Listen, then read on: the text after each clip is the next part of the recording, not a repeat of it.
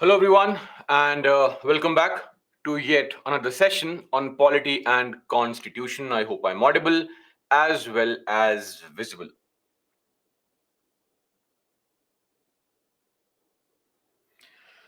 Great, audible and visible. Let's wait for those to join, and then we'll begin our discussion for the day.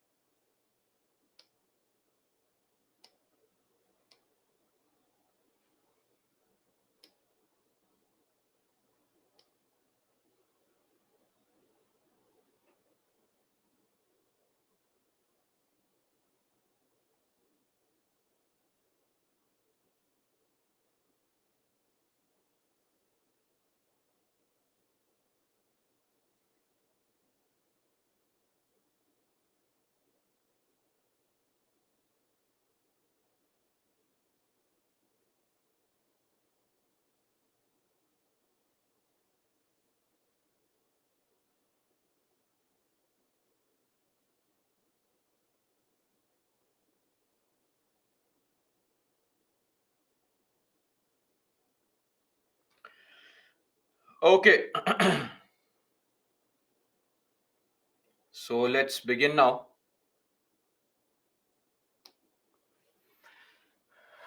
Let's do a quick recap. In the meantime, others can keep on joining. So in the previous class, we were still discussing, of course, the chapter Parliament, and we were discussing about the budget, the annual financial statement, and the various stages in the passage of budget. I mean, we started our discussion on various parliamentary proceedings like question hour, 0 hour, half an hour discussion, various types of motions, NCM, trust vote, also called the floor test, censure motion, adjournment motion, all these motions. Some of them are introduced in the Lok Sabha, others in the Rajya Sabha. All such questions, all such topics that we discussed yesterday. I hope you have revised. Then the budget, the passage of budget, various stages, right? Including various terms used or associated with the budget. Vote on account, vote of credit, supplementary grant, additional grant, excess grant, all these things. And eventually, we also saw the topic leader of the house was the last topic we had discussed. And today we'll continue from the topic leader of opposition. We'll be covering a large ground now today. We'll be finishing off our discussion on anti-defection law. Hopefully, we'll not just start, but also complete our discussion on parliamentary committees if time allows for it. Okay. So I believe revisions are done. It has been achieved. The daily targets are being met on a regular basis. Just an assumption. I may be wrong.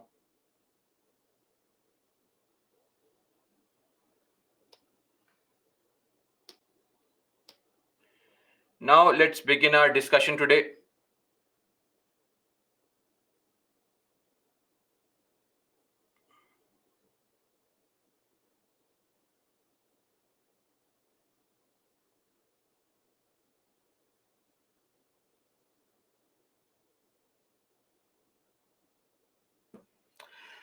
With the very first 15-20 minutes being spent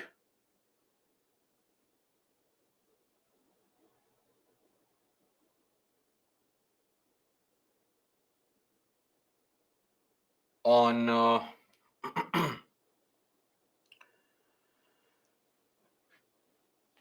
solving questions. Okay, so questions.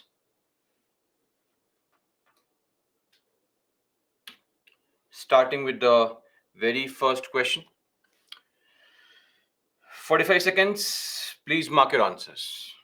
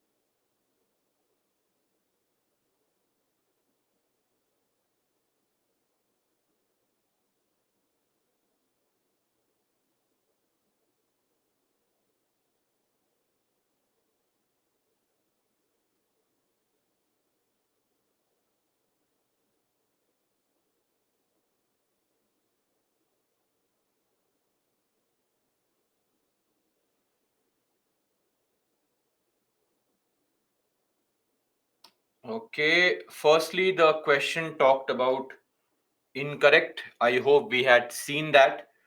Don't tell me again I missed out on seeing incorrect. The VP is administered the oath by not the Chief Justice of India, but the President of India. So, of course, one is wrong. The removal of VP in the Lok Sabha requires a simple majority is actually correct. The removal of VP in the Rajya Sabha requires effective majority in the Rajya Sabha and a simple majority in the Lok Sabha. Excuse me.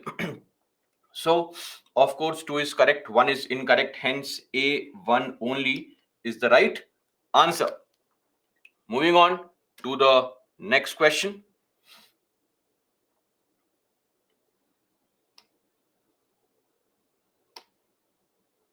Read the statements, mark the answer.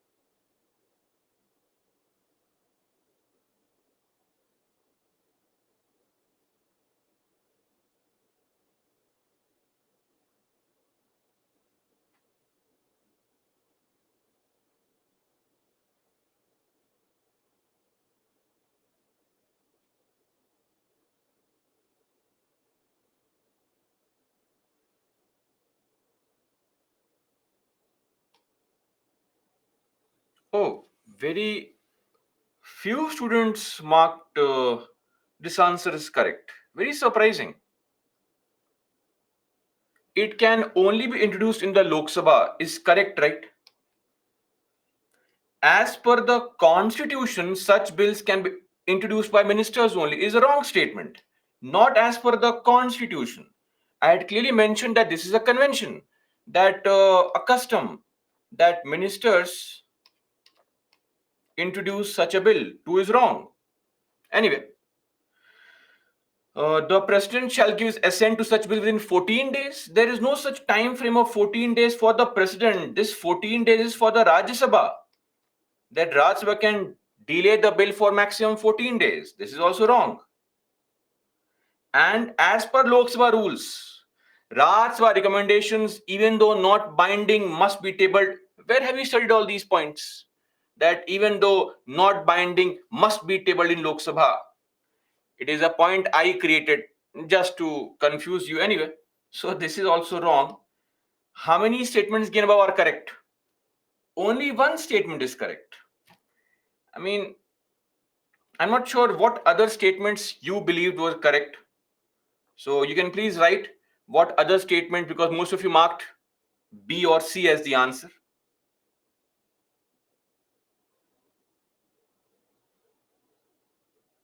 Fourth option we have not even studied. How can you mark fourth option as correct?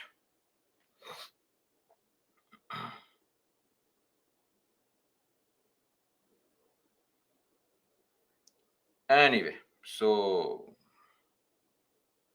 the right answer is A, only one. Third option is for US. No, third option is not for US president also. Here also it is 10 days for US president. Anyway, moving on to the third question for today. Please mark the answer. I would request you to read the question carefully and then jump to marking the answer.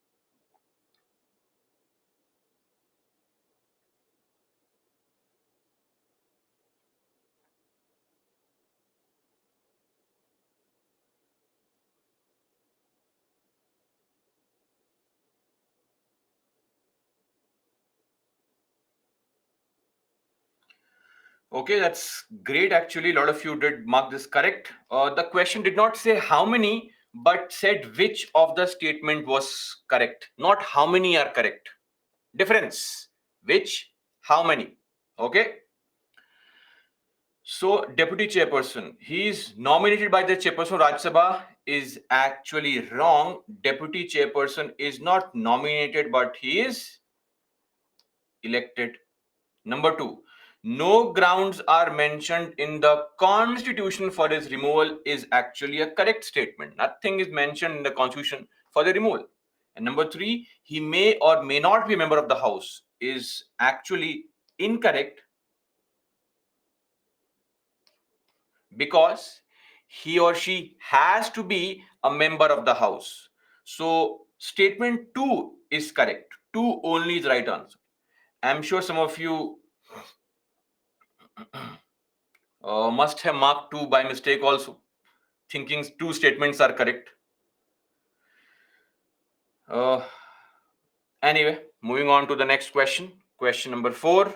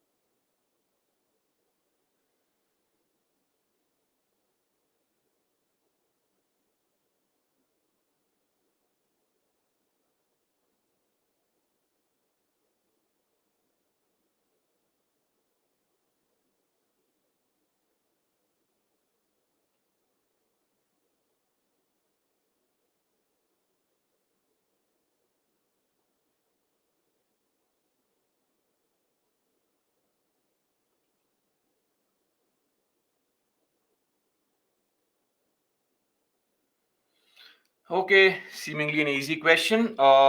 Even after the dissolution of the Lok Sabha, Council of Ministers does not cease to hold office. We discussed this earlier, that ministers, speaker, the president, they all continue to hold office even after Lok Sabha is dissolved. Term is over because we don't want a vacuum at the topmost posts. So one is correct.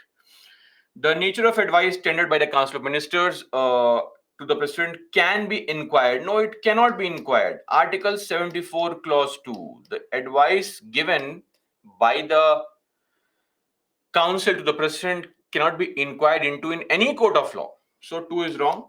A1 only is the right answer. Moving on to the last question for the day.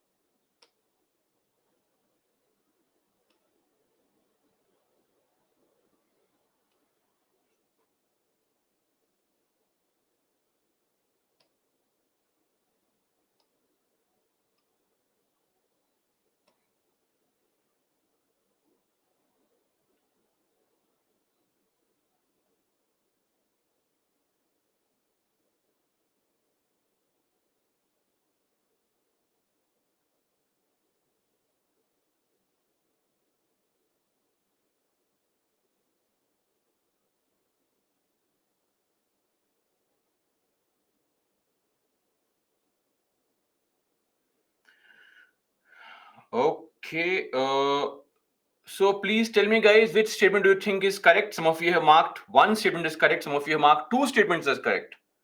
So which 1 or 2 statements are correct here? Please let me know. Department of Revenue. Is that this department responsible? Of course not. Department of Economic Affairs. 1 is wrong. Passing of appropriation bill completes budget session. No, it does not. Passing of the finance bill completes the budget session. So 2 is also wrong. The term budget used in the constitution, the term budget or bahi khata has not been used in the constitution.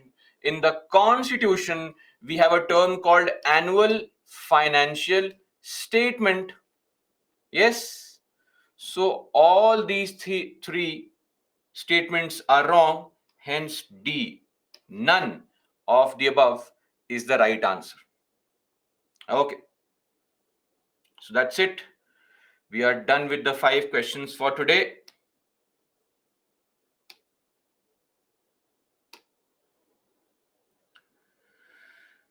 Kirtana and Shamil Naz, all 5 correct. Very good. And Fanish, Suhas Tulsi, Krishna, Shashank, Bhavan, Naveen, Janvi, Gautam, Anushka, Krishna Reddy, Simran, Harshita, Raghav, Nandini, Kambapati, and Kumar Sandeep, with 4 correct. And then we have some people with 3 correct. Okay. That's the situation for today. Surprisingly, very simple, easy statements, but a lot of mistakes were made. Okay, now let's come back to our discussion at hand.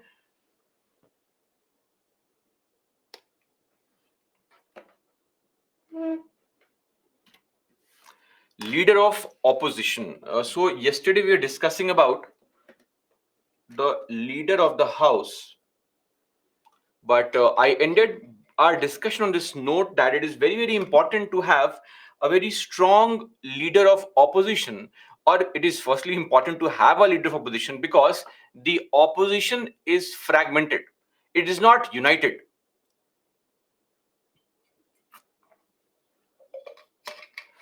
So the idea has to be to unite the opposition, right?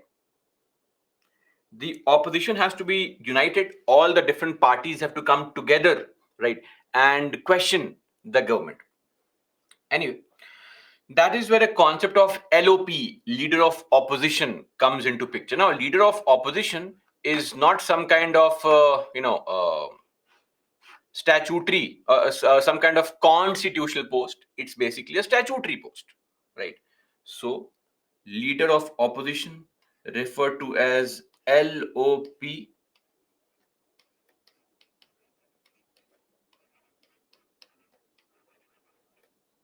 is a statutory post, comes through a law. And what's that law? That law where the reference is mentioned is called the Salaries and Allowances of LOP Act of 1977. This is the law which mentions the post of leader of opposition, and this person enjoys the same rank, same status, same allowances as a cabinet ranked minister. So this is the leader of opposition. Now, what's the criteria to have a leader of opposition? Number 1, he or she should be a member of the house. Of course, you have to be an MP of the house to be called leader of opposition. Number 2, you should be recognized by the presiding officer, meaning the presiding officer chooses you, appoints you. Number 2. And who becomes LOP? You should be the leader of that party in the opposition which has the greatest numerical strength. Greatest numerical strength is what makes a party get the tag of leader of opposition, the greatest numerical strength. Now, let me also help you understand. In the Lok Sabha, there are various parties, but Congress, with currently 49 seats, is a party in the opposition with the largest number of seats. Then you have parties like, DMK, AITC, etc., YSR Congress, 24 seats, 23 seats, 22 seats. But Congress in the opposition is the largest party. In the Rajya Sabha, again, Congress is the largest party in the opposition, meaning the party with the maximum number of people in the House. So the LOP should belong to Congress. One thing is clear. But you will find that in case of Rajya Sabha, we have an LOP. Mallikarjun Kharge is the leader of opposition. But in the Lok Sabha, there is no LOP. Why is that the case? That's the case because of this Mavlankar rule. Now, what is Mavlankar rule?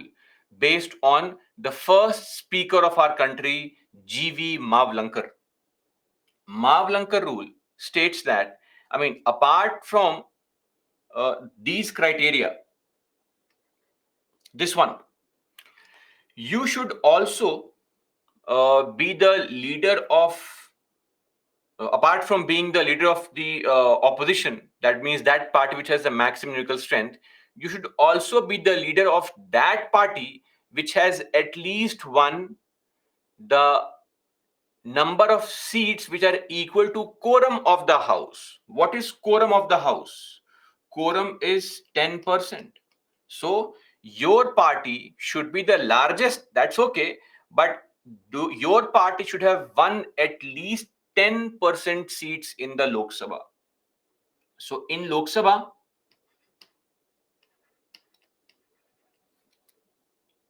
what is the quorum in the Lok Sabha? 543 is the total strength. 10% is 54.3, which means 55. And what's the quorum in Rajya Sabha? 245 is the total strength. Quorum is 25, 10%. Okay. So you can see very well that in Rajya Sabha, Congress has obtained more seats than what is there in the quorum. But in the case of Lok Sabha, the Congress was not able to get even 10% of the seats which are there in the quorum. Are we clear? Everyone?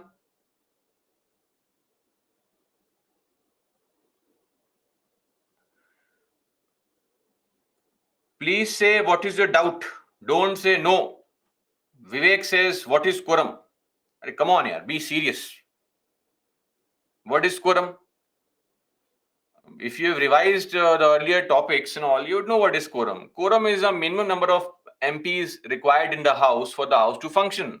Quorum is 10% of the total number of MPs in the Lok Sabha or MPs in the Rajya Sabha. So this is what is called quorum. So there are basically two conditions. I'm not sure how to further elaborate on this. To be called a leader of opposition, you have to belong to that party.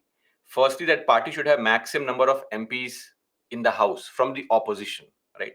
From the opposition parties.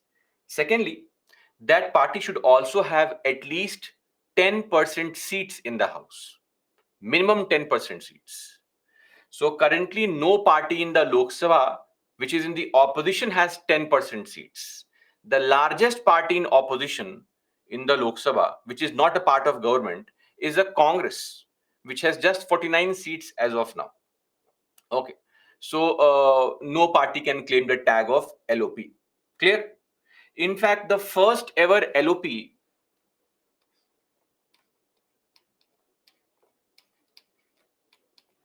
was recognized in 1969.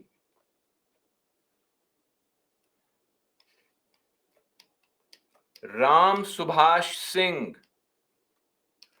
See, if you look at this particular criteria of 10%, that's a very difficult criteria, because even during the very first Lok Sabha, when we had only 489 seats, Nehru won 364 seats, that is, Congress won 364 seats, and the largest party in the opposition was CPI with 16 seats. 16 only, 1 6.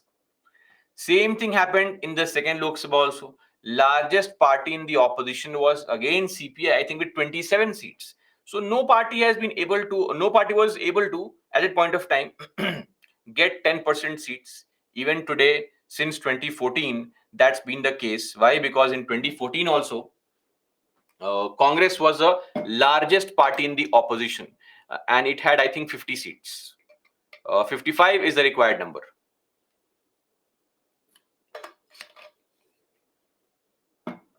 Okay, this is what is leader of opposition. So,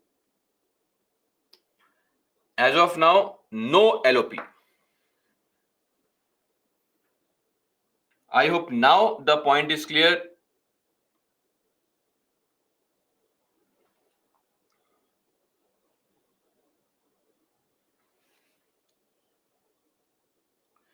And see, this post of leader of opposition was recognized in the Lok Sabha rules till 1970s. We officially gave this a statutory status in 1977. Before that, it was referred to in the Lok Sabha rules. But now we have it properly in the statute, a law which is called the Salaries and Allowances of LOP Act 1977. Okay, that's it.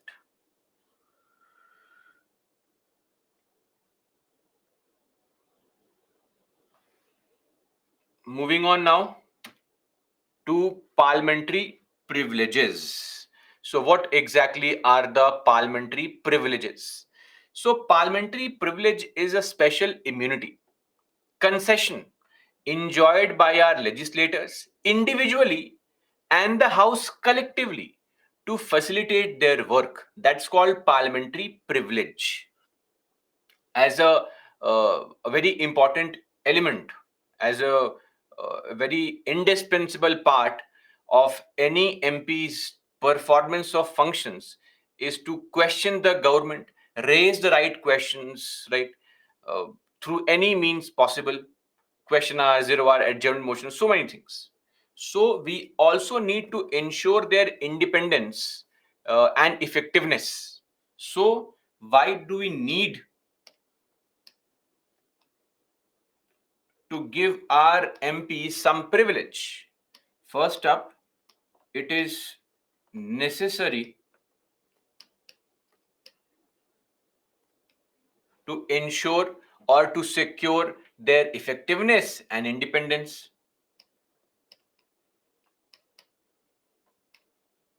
Independence and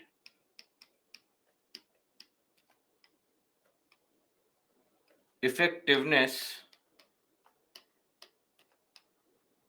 of actions. Second is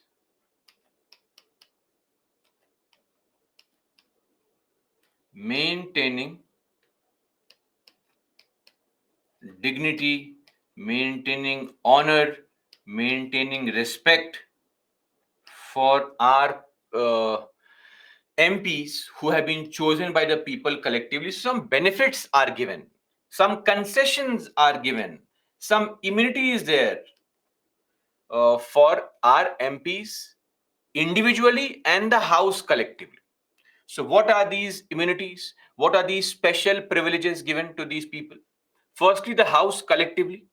So, the House has the right to publish its reports, debates, proceedings, and the right to prohibit others from publishing the same. So, the House has the ultimate right to publish all its reports, debates, proceedings, etc. And the House can simply prohibit others from publishing the same.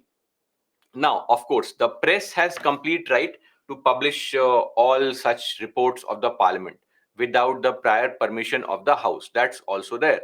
So, press can do it. You and me, we may not be allowed to publish a debate happening in the parliament. Uh, why? We may be stopped by the presiding officer from publishing any kind of debate or discussion. That's it. Then there's something called secret sittings. I believe we discussed this under the chapter or under the topic speaker, their functions. So, collective privilege, an important element is it can exclude strangers. The house can exclude strangers from its secret sittings whenever a special sitting is being conducted, wherein some very important matter is being discussed, which could relate to, say, the country at large, the security, Maoist activity, how to keep a check on that, or insurgency, how to keep a check on that. So the government and the MPs may not want the people to know what steps are they planning to take, or maybe for the sheer fear of panic amongst the people. So secret sittings are held. Outsiders may be excluded from these secret sittings. Presiding officer can simply say, media, outsiders, all these people get lost. Only MPs and the officers of the house are going to sit. Others will not be sitting. That's also possible. Then the house makes its own rules on how to run the house.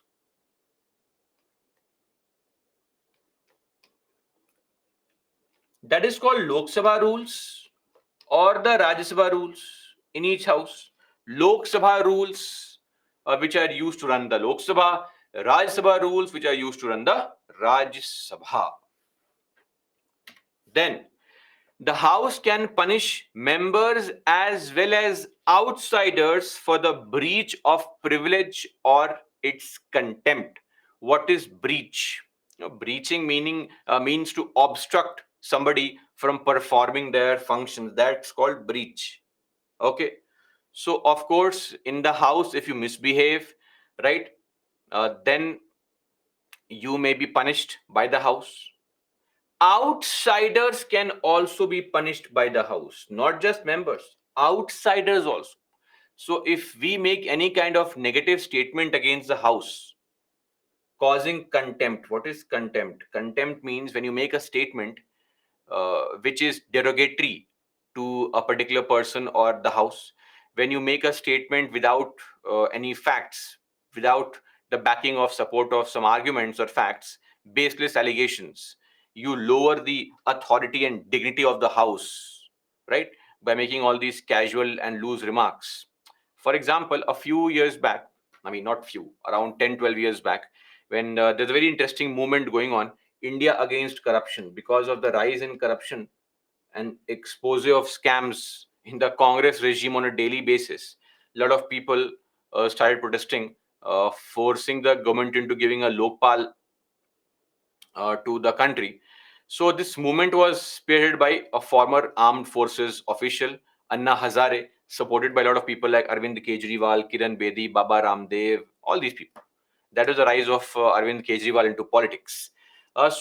In that particular movement, a lot of these Hindi cinema celebs came to Bombay, and Hindi cinema celebs, of course, they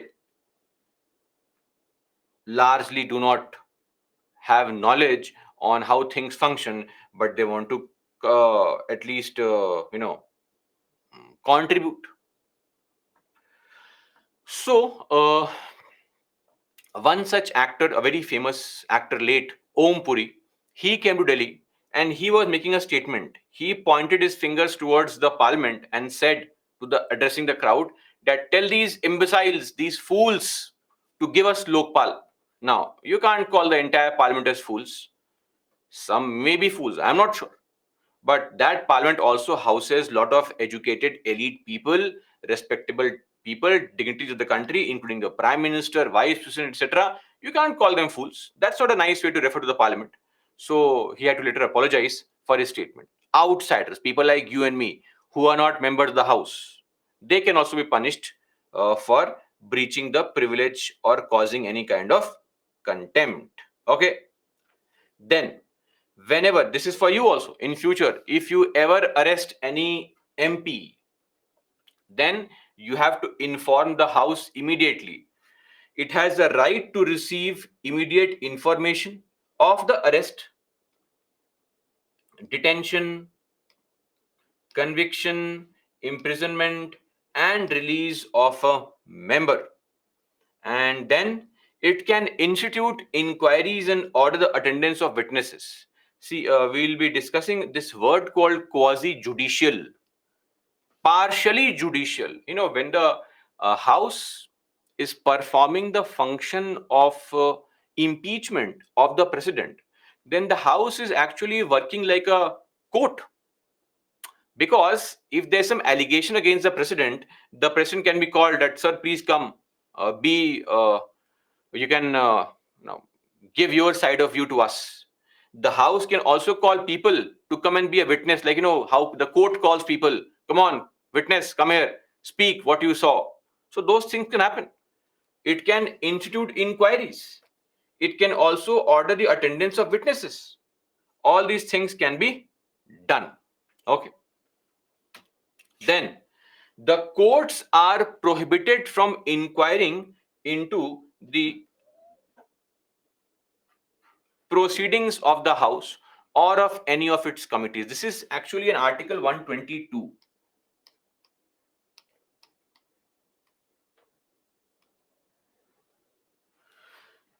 Which says that the courts are prohibited to inquire into the proceedings of a House or its committees. Right?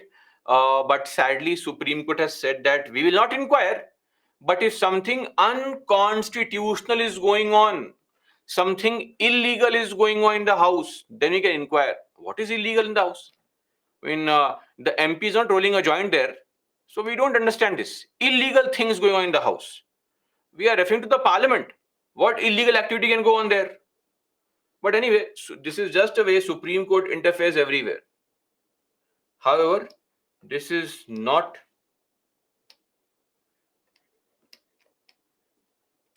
available for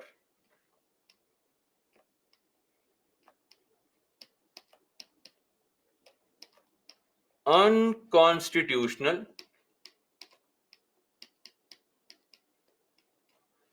activities. Okay, this was said by Supreme Court in the Raja Rampal case of 2007.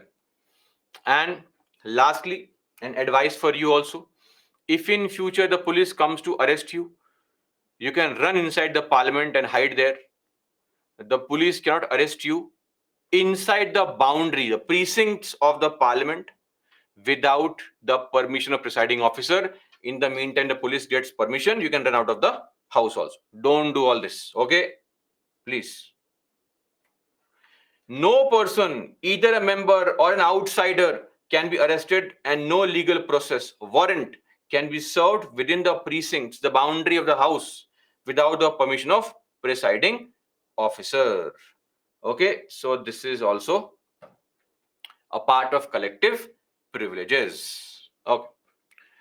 Now, privileges at an individual level.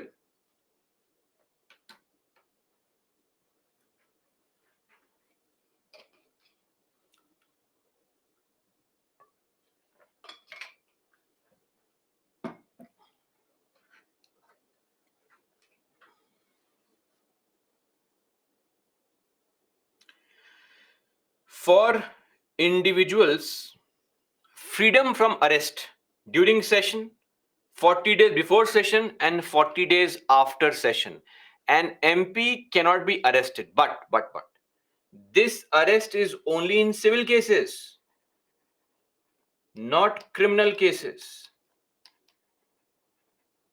Unlike in the case of the president is immune from arrests, civil or criminal, right? In fact, no criminal case can be filed against the president or the governors. Which article is that? Tell me. Which article makes the president immune? Okay, great. It's article. Others also can contribute. Article 361, 10 or 12 of you have mentioned this so far. Great. This first point is actually section 135 capital A of the Code of Civil Procedure, CPC 1908. Full form of CPC is Code of Civil Procedure. So, MPs can't be arrested 40 days before the session begins, 40 days after the session ends, and during the session as well. And no member is liable to any proceedings in any court for anything said or any vote given by him in the parliament or its committees. Very, very important. This is Article 105 of the Indian Constitution. The members in the House have unrestricted freedom of speech in the House. You cannot take them to court for anything they have said in the House, for any vote they have given in the House. They can't be punished for that. They can't be held guilty for that. Now, of course, this is too vague a word, right? To for anything said, what if the MP is making some unconstitutional remarks which damage the integrity of India, you may say. But then uh, this also refers to the important element of trying to understand that the presiding officer does decide all these things in the House. So, in the House, yes, you have an unrestricted freedom of speech, but if you make statements which are derogatory to the country, the decorum of the House, etc., then the Speaker can punish you, the Chairman can punish you with suspension or expulsion. And the point here is that we have a motion called a privilege motion, which can be used or introduced in any house, Lok Sabha or Rajya Sabha, under which you may be punished. Okay. So all these things, of course, are subject to the basic idea of the rules regulations in the house. Then they are exempted from jury service and can refuse to give evidence and appear as witnesses while the session is going on of the parliament. So when a parliamentary session is going on, please understand that at that point of time, if some court calls an MP, you come here, be a witness in this case, the MP can refuse it. Sorry, right now parliamentary session is going on. Right now, I cannot be a witness. So during such parliamentary sessions, the MP can refuse to be a witness. And they are exempted from jury service. What is jury service? Has anybody seen the movie Rustam by any chance? Rustam? No? Okay. Have you seen I'm sure you have no idea about the O.J. Simpson story on Netflix, or 12 Angry Men was a very popular movie, but ignore that. You must have seen the defamation story of Amber Heard and Johnny Depp on YouTube. So in that situation, somebody says Indian Idol jury. Arey, not Indian Idol jury. It's okay. It's okay. Ignore it. Ignore it. I'll explain what is jury. Don't panic. Don't panic. So what happens is, this is a concept used largely in USA. That, see, a judge is sitting here to decide on the case. You have the accused. You have the public prosecutor. In USA, we call them defense attorneys. Both the lawyers are not trying to convince the judge, but on one side you'll find that there are some people sitting, rich, poor, young, old, men, women, or the other genders, from various walks of life. They are called jury, and they represent the society. Some random people from the society are chosen, and both these lawyers are convincing the jury. The jury decides whether you are guilty or not. So jury can be defined as a group of people chosen from general public to listen to facts about a crime and decide whether the person accused is guilty or not. And then they give their verdict to the judge. They give their opinion or verdict, and the judge will decide the punishment. That's called jury service. We don't have this in the country now, though we had it in some local courts in Maharashtra or the Bombay province earlier.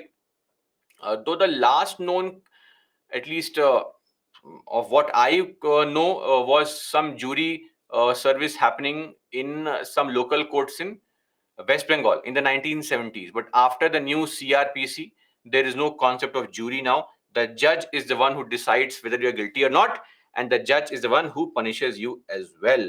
So that's with respect to jury. Clear?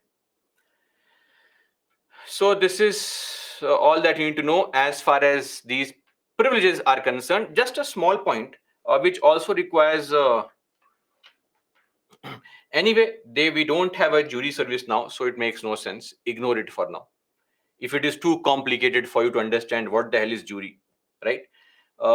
Jury is a group of people, or you can watch the movie Rustom. You'll get to know what is jury. Now, coming to individual privileges. See, let me just clarify what is jury for Madhur and Jyoti. Jury service refers to a concept where some random people from the society are chosen by the court, okay, and they are made to sit in the court. The lawyers fight their case in front of these people like you and me, random people from society. We are acting as judges there. We sit 20 people, 15 people. Number can vary. Don't ask me how many people. It is not there only a system right now. So number can vary. Now the lawyers will convince this group of people trying to present the fact in front of them. After that, an opinion is taken from the jury, and the jury will then give their verdict that we find the person guilty or not guilty. And then the judge will decide whether what kind of punishment can be given based on the jury's verdict or opinion. I hope now you understood what is jury. If still you have some problem, please refer to the movie Rustom, right? That will clarify your doubts. Or OJ Simpson story on Netflix, that will clarify doubts. Otherwise, I'm not sure what can help you understand it. And if still there's a problem, ignore it. Anyway, it's not there in the country now. Does not make any sense. See, the problem with jury was that if you are a random member of the society, people like you and me, emotional people sitting in the court there, lawyers, smart people will try to present a case in front of us. We become emotional, right? And then we may give a very partial, biased kind of verdict. So it was not a very genuine system to begin with. That's why gone for good.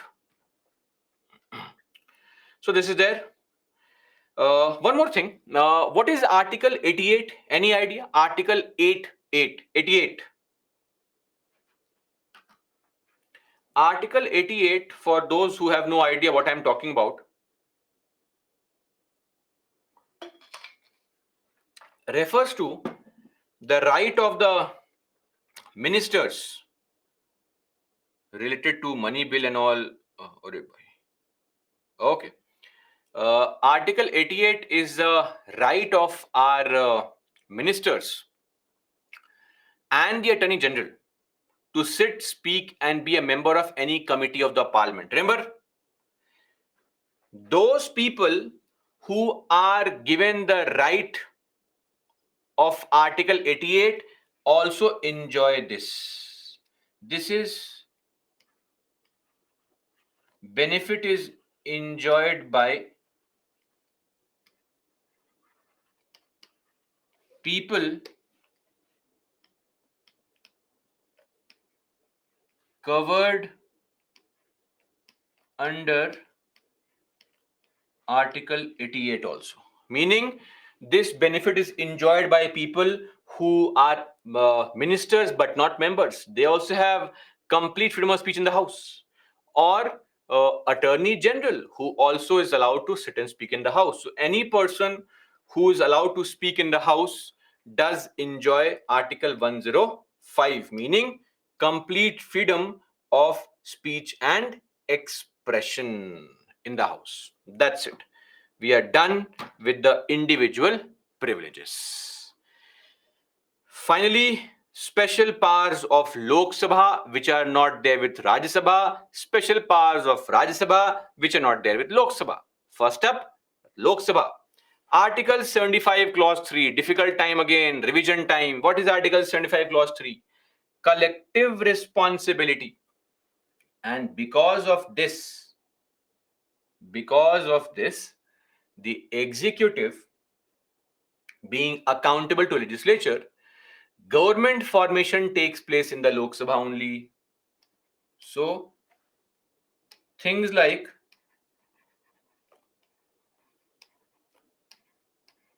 formation of government, NCM, trust vote, etc. All such things take place in the Lok Sabha. What is NCM?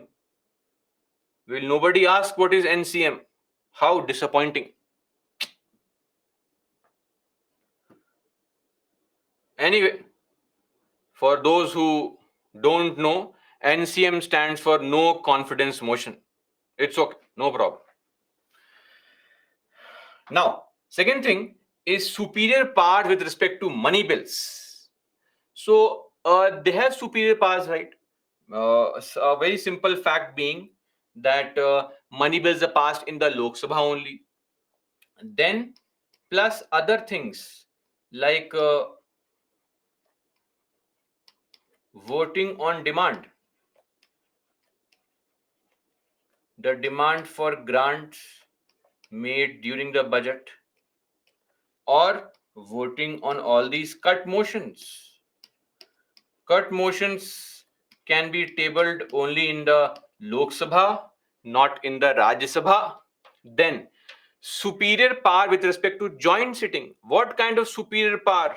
Joint sitting. Number one, the biggest advantage is the numerical strength. Yes or no? The Lok Sabha comprises of 543 people. Rajya Sabha 240, less than half, 245 people. Then, in a joint sitting, Lok Sabha rules are followed, not the Rajya Sabha rules. And finally, the presiding officer is the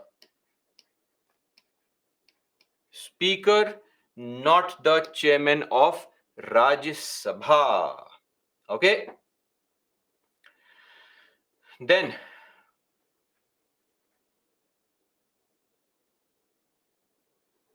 oh, see, one Mr. Anil tries to be very nice and says, Sir, NCM can be confusing with National Commission for Minorities.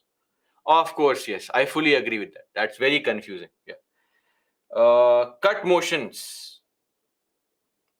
Please, those who have no idea, I think Jyoti raises this doubt. Refer to the budget topic. You'll understand cut motion. We explained this yesterday. So yesterday it was taught. So this is with respect to the advantage that Lok Sabha has in a joint sitting, higher number of people, right? Secondly, the Lok Sabha rules are followed, not Rajya Sabha rules, and the presiding officer of Lok Sabha is the chairman. Then, ignore this point for now. We'll study this point when you study emergency provisions. You'll understand that Lok Sabha has a special power to end emergency, not Rajya Sabha, only Lok Sabha. We'll discuss this later on. Lastly, dominance of all its members in all joint committees. What is joint committee? A committee comprising of MPs from both the houses. You will find that in all such situations, the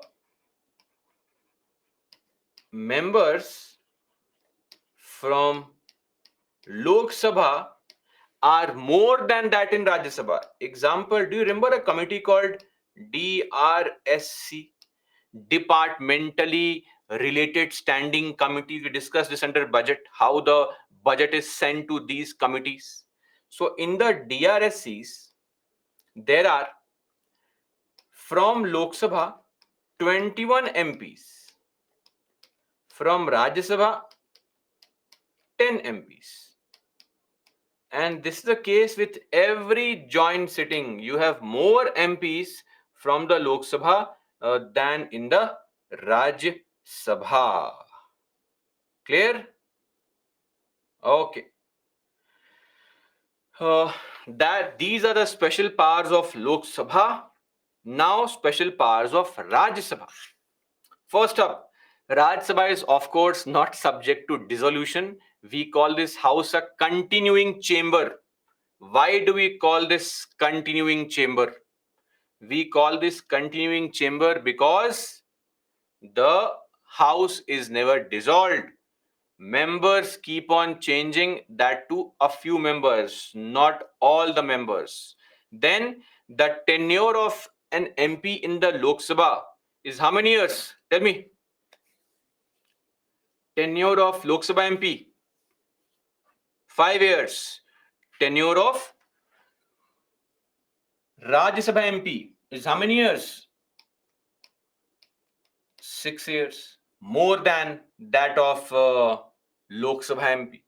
Then what is his third point? Which article is this? Can you please tell me, guys? Initiation of proceedings for removal of vice president. Which article? Okay, very good. This is Article 67, Clause B. The removal procedure of the vice president can start only in the Rajya Sabha, not the Lok Sabha. Okay. Then Article 312 and 249, these require an authorization with 2/3 of P and V. Don't ask me what is P and V. P and V means present and voting. Okay. So this is with respect to the special powers of Rajya Sabha. Now the point is, why do we need the Rajya Sabha? After all, what's the importance of Rajya Sabha? So, importance, the need. First up is to promote federalism. Federalism, reference to what? Reference to the representation of states in the house. Rajya Sabha is the representation of states in the parliament. Number one. Number two. See, Lok Sabha comprises of MPs who respond to people and people's emotions. House of passion. No, we call Lok Sabha as the house of passion.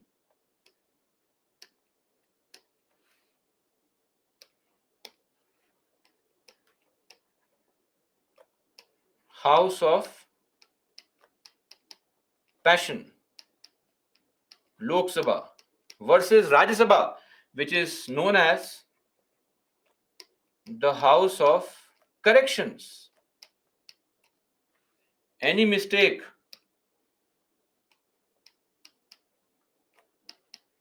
done by the Rajya Sabha, Lok Sabha, is rectified by the Rajya Sabha. House of passion versus house of corrections.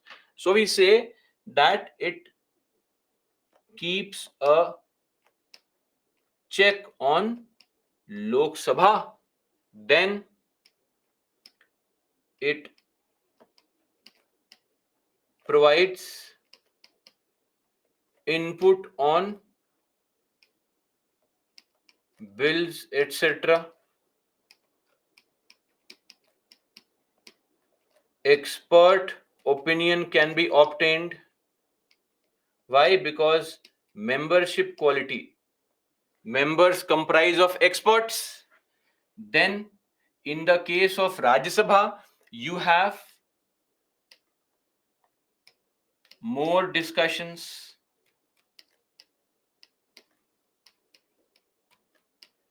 less disruptions, higher attendance.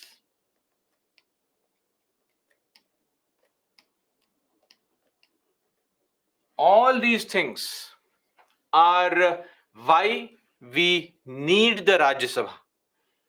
See, when it comes to Lok Sabha, you will find that the MPs are very aggressive, always fighting.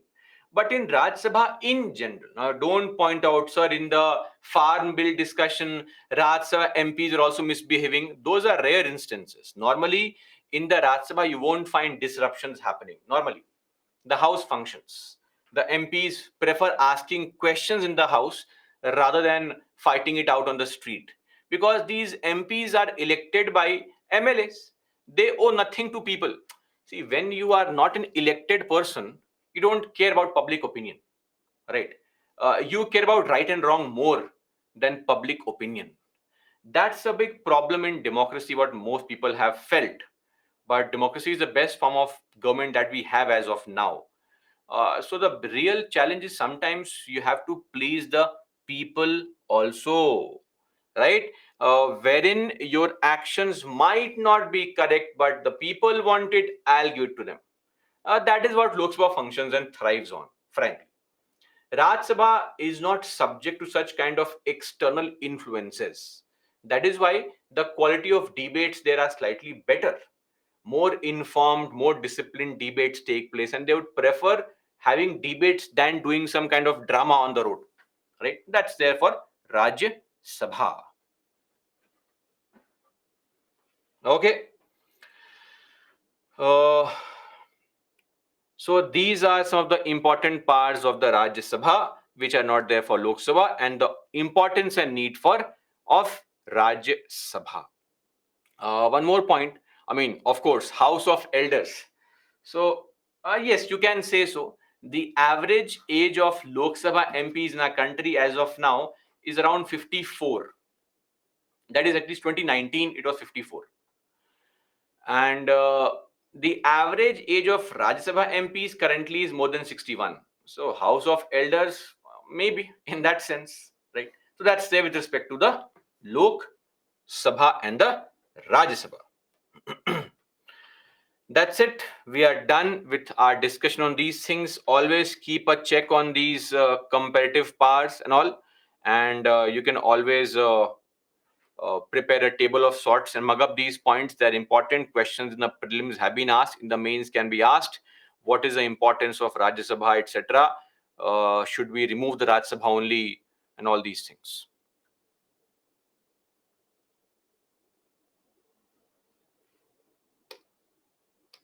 Solve this question.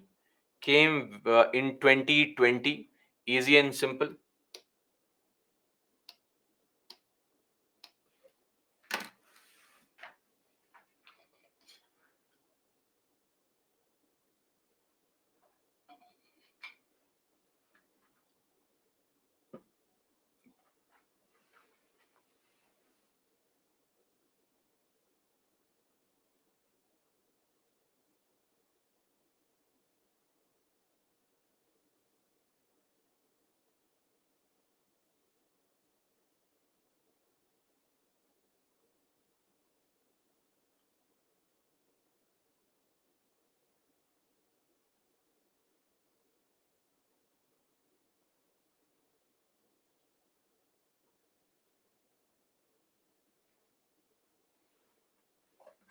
Okay, so a lot of you got this. I don't know. I'm not sure why people are marking A as the answer. Raj Sabha has equal powers in amending the constitution. Why? Because no joint sitting, it has to be passed by both the houses separately. All India service is a power of Rajya Sabha. Removal of government, power of Lok Sabha. Making cut motions, power of Lok Sabha. Right? Chitturi, but sir, our PM is age of 54. Arey, come on here. Be serious. What kind of question is this?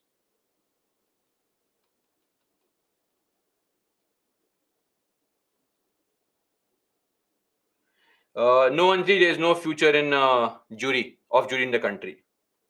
Tulsi, please refer to the notes. Article 312 does not require the combination. It only requires two-third present and voting.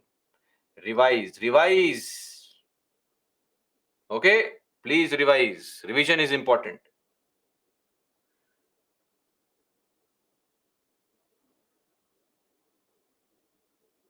Swamishri and some other innocent people asking cut motions. Yesterday we had seen the budget session. Let me clarify. All those who are still sleeping, please wake up. Right. That yesterday we had seen something called the budget session, wherein we saw that there are some motions raised during the discussion, voting on demands. Those three motions are economy cut motion. I gave such nice examples of purchasing of phone, parents, all these things, everything gone down the drain. However hard you try, right? Of course, retaining is difficult. So you want to, without studying, get the best job in the country. Of course, that's why we will get the best job in the country without studying at all. Great. Kishan, your question has been answered already by the experts. I can see that 4 or 5 times. If any post is statutory, we can say then that is mentioned in constitution. What? I don't understand this question. You please rephrase it. I don't know what the question means. Shivani, it is Article 312 for all India services, not for. Oh, Arjun says option A is correct. Of course, if you believe option A is correct, par to you, Mr. Arjun. But here the right answer is B, because the matter of creating new all India service, the par lies with Rajya Sabha only. Okay, great. We are done with the chapter Parliament officially, but there is one more topic which will be a part of this chapter only.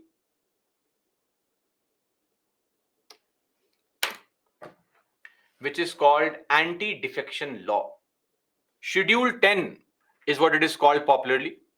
So before we begin our discussion anti-defection law, firstly, what is defection? Right?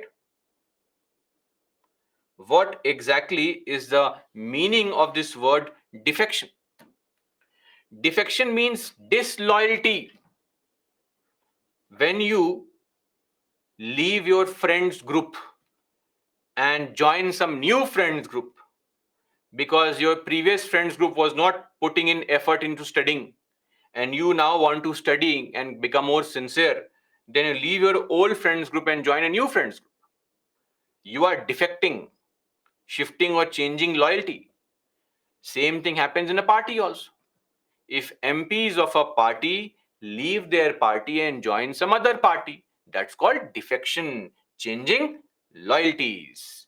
Now, what's the problem? See, when it comes to a political party, what is a political party? Political party is a group of people with a common ideology and a vision and the will to capture power, or the will to form the government.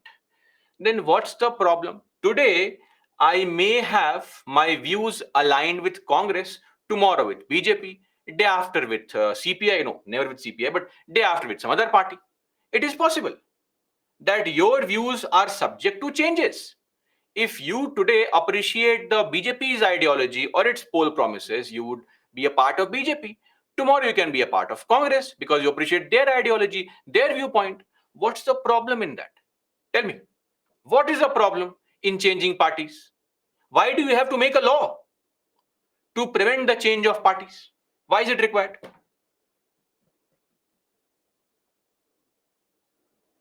No reason.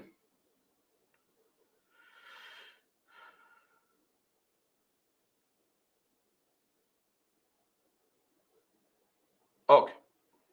Some of you are saying the thing like purchasing MP, corruption can take place, mandate of people have voted for you, toppling of government, etc. Great, great.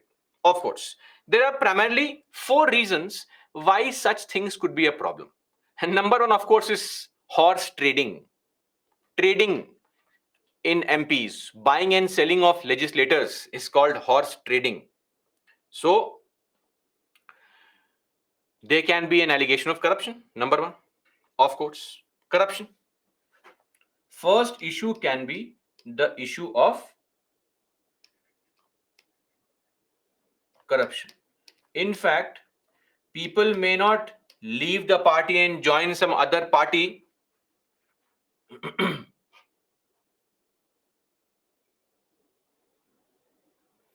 people do not leave their party and join some other party because of no change of ideology. It's because they want a minister's post, or maybe they are getting some some kind of other benefits whatsoever, right?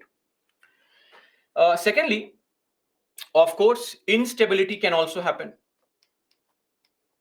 Let us say today 200 MPs of BJP leave BJP and join Congress. Government falls.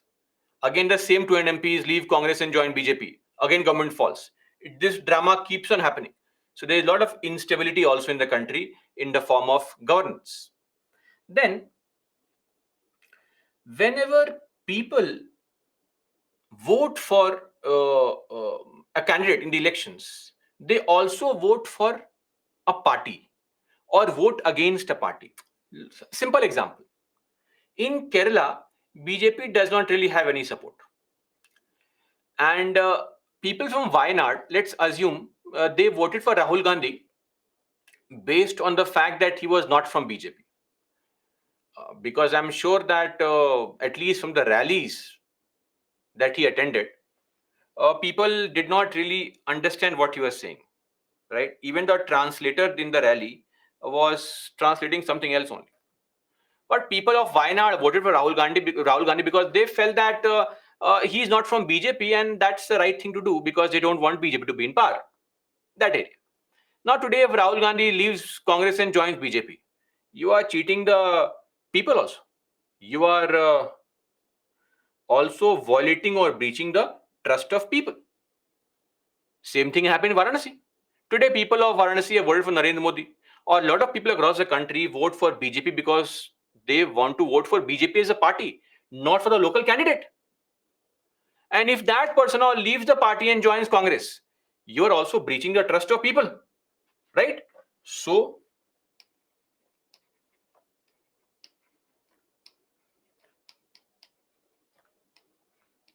breach of trust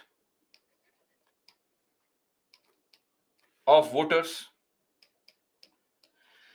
And lastly, this is what Supreme Court has also said, that see, a party is a very important element of our discussion in the country's governance. A party is a very important feature in democracy, right? And people win the elections because of party support.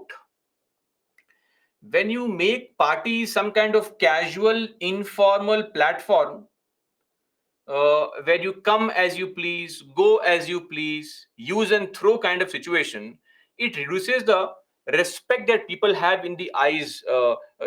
People respect the people have for the party.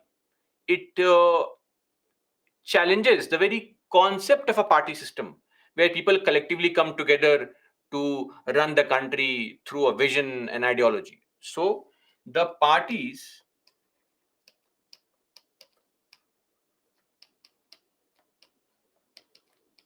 political parties are reduced to casual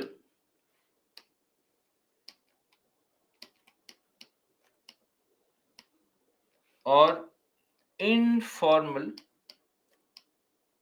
platform. That's it. So, because of all these reasons, we need to have some kind of law to prevent defection. I'll give you a classic example. I'm sure you have heard of this example. There used to be an MLA called Gaya Lal. Gaya Lal was an MLA, okay, from Hodal, that is Palwal, the area, in Haryana. Now, back in 1967, this person, Gaya Lal, he was from Congress. He left Congress, joined Janata Party. No problem, no problem. After 14 days only, he again went back to Congress. And when he went back to Congress, the Congress party spokesperson took him to the press conference. All the newspaper walas were sitting there. And the Congress spokesperson said, Gaya Lal wapas aa gaya hai. Gaya Lal has come back. Gaya is gone. So Gaya Lal has come back. But little did he know that on the same day, after 9 hours, Gaya Lal went back to Janata Party. Same day went back to Janata Party. I mean, he changes party 3 times in 15 days, twice in one day. I mean, this is too much. And clearly, it is not a change of ideology and all, right? So we now have so in that sense, you can say Gaya Lal is the OG here, who pushed everybody into forcing all the MPs to rethink on this, that we need to have some law.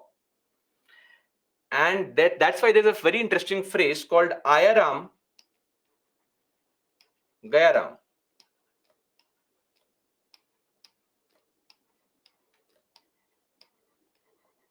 It basically means, when will a person come to your party? Only Ram, God knows. And when will a person leave your party? Only God knows. Mere mortals cannot predict such things. Right? So this is how it is. Now, when this is a serious concern, we have agreed all these things are a problem. So of course we need what? We need some law. Though efforts were made in the 1970s twice, but such amendment bills could not be passed because of larger number of people supporting in the House was missing. So finally, in 1985, when Rajiv Gandhi was in power, Rajiv Gandhi was in power with a huge majority. Rajiv Gandhi was in power with 415 seats. Are you able to understand? 415 seats on his own, because of the intense emotional voting in the parliament, in the Lok Sabha, because Indira Gandhi had been assassinated, and we said that how can a 40-plus-year-old person live in this country alone without a parent or a guardian? So we have to vote him and make him the prime minister. That's how people vote in the country, emotional voting. Anyway, so a lot of people in his party were also trying to, become ministers and all, and giving these signs that they would leave the party. So he said, now the time has come. I had the majority also. I'll make a law. And the Indian Constitution was amended for the 52nd time to provide for what we have as the 52nd Amendment Act 1985, adding clause 2 in Article 102. This is meant for MPs disqualification. 191, which is meant for MLAs or MLCs, and adding on Schedule 10 also in the Indian Constitution, right? Provision with respect to disqualification arising out of defection. So, what will be the provisions with WRT with respect to disqualification arising out of defection? This is what is the 52nd Amendment Act. Okay. Now, I would just want to clarify one very important point here. Please understand. I hope you all understand this point, that any party has a lot of party workers. Yes or no? Party workers, people who are members of the party, members of party. BJP claims that it has 10 crore party workers. Congress claims it has 3-4 crore party workers. So a lot of people are party workers, right? That is called a political party. But some of the people from the party get tickets to contest elections and they become legislators. Those people from the party is what is called legislative party, right? So Narendra Modi is a part of political party BJP, Also, legislative party BJP. Rahul Gandhi is not a part of legislative party of Congress, meaning he is no longer an MP.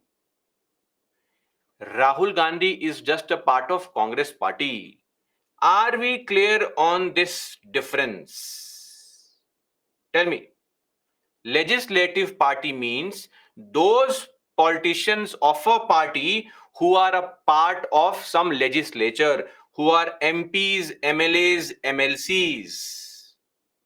Are we clear now after this statement? Legislative party means members of a party who are MP, MLA, MLC. Okay? Everyone? Those that know, are they okay now?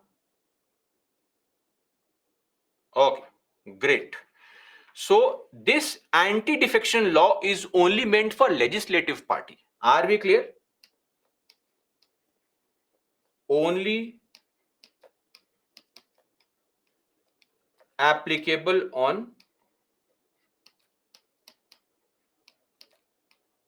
legislative party.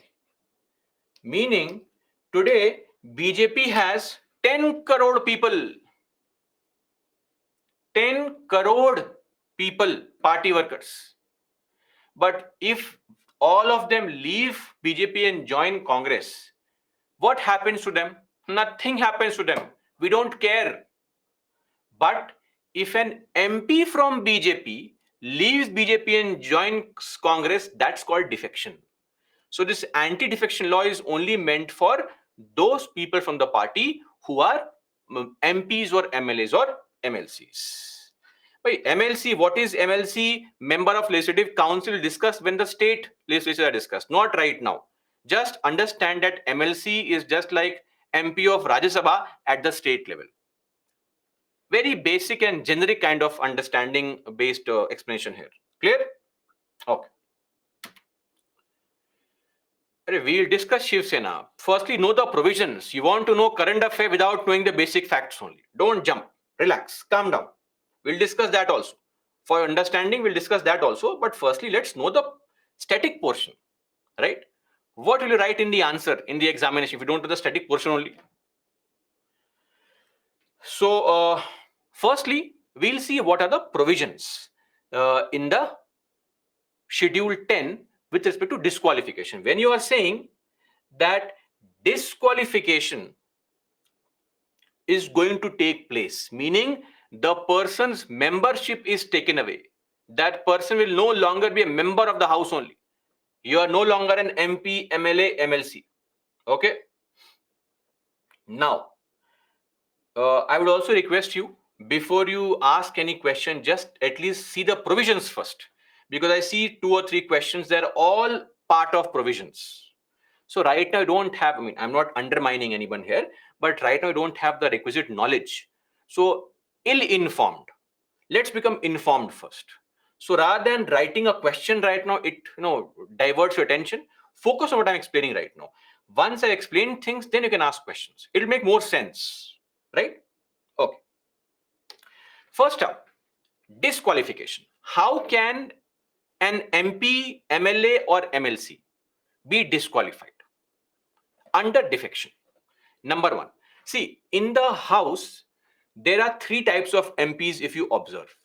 Those MPs who belong to a party, those MPs who are independent candidates, meaning they don't belong to any party. They have won the elections on their own. No party gave them ticket. They contested on their own. Third are nominated MPs of Rajya Sabha, who are largely not politicians, but they were nominated because of their distinguished contribution to art, literature, science, and social service. So firstly, if you are a member of any political party and you are an MP, MLA, MLC, the moment you leave your party, you are disqualified and you can be disqualified. So a member of a house belonging to any political party becomes disqualified for being a member of the house if he voluntarily gives up his membership of such party. Whether you join some other party or you do not join any party does not matter. Are we clear? Now, if the party removes you, nothing happens. But if you leave the party, then what happens? Disqualification. Point one. Or. Actually, there's a very interesting concept also of whip. What is whip? See, let us take this point. Whip refers to the idea that whenever any MP comes in the house, I'm an MP from say BJP. In the house, there is an order that we are going to vote on something called triple. Let's assume triple talaq. There's a bill, triple talaq bill, being discussed in the house, and my BJP party has issued a whip to me that come on, you go to the house and vote for yes in the favor of bill. So I, as a BJP MP, when I go to the house, I have to press the green button, vote for yes only, because my party has asked me to vote for yes. If I am a Congress MP, my party has told vote for no, I will go to the house and press the red button, press for no, because my party has told me vote no. That is called whip. Whip means the instruction issued by the party to all its legislative members, meaning MP, MLA, MLC, whatever, to vote on proposals in the legislature in a particular direction, yes or no. That's called whip. I hope this point is clear. What is a whip? This concept is borrowed from UK, but whip is not mentioned in the constitution. Are we clear? So basically, you cannot vote against your party's decision. If my party has decided that I have to vote for yes, I have to vote for yes only. Simple. So as an MP or an MLA, MLC, you may ask a question, then what about that person's individual conscience? What about his own choice? There is no choice. Are we clear? Now, you have to also understand that when the party takes a decision that BJP's policy is that we'll remove triple talaq. All the BJP MPs, when the voting comes, you go and vote for yes. Somebody has to inform all these MPs, make sure that inside the house they vote for yes, they vote in favor of the bill, they follow the direction. The person who ensures that all this is done is called Chief Whip. Chief Whip is responsible for administering the whipping system, which means that the members of the party attend the voting, right? And also vote in the same direction that the party has asked you to vote. Now, whip can be of multiple kinds. Instruction can be of three kinds basically. Type 1 or one line whip. What is one line whip? One line whip refers to a situation where the chief whip of the party will just tell the members, guys, on 26th of July, voting is taking place in the house. If you want to go, please go. Don't want to go, don't go. I don't care. I have informed you. That's called one line whip. Informing the members about a voting that is going to take place. Then we have two line whip. What is two line whip? Two line whip means an order issued by the party or the chief whip of the party that on 26th of July voting will take place and everybody has to go and sit. Like in your school and college days, sometimes there's some function going on.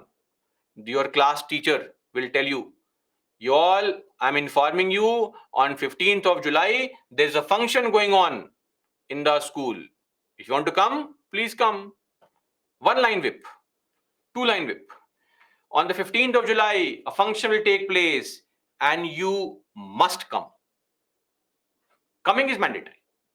3-line whip is what we normally see as the anti-defection system, where the class teacher says, students, on 15 July, function is there, you have to come, and in the function, you have to ask questions also. Same thing in the 3-line whip.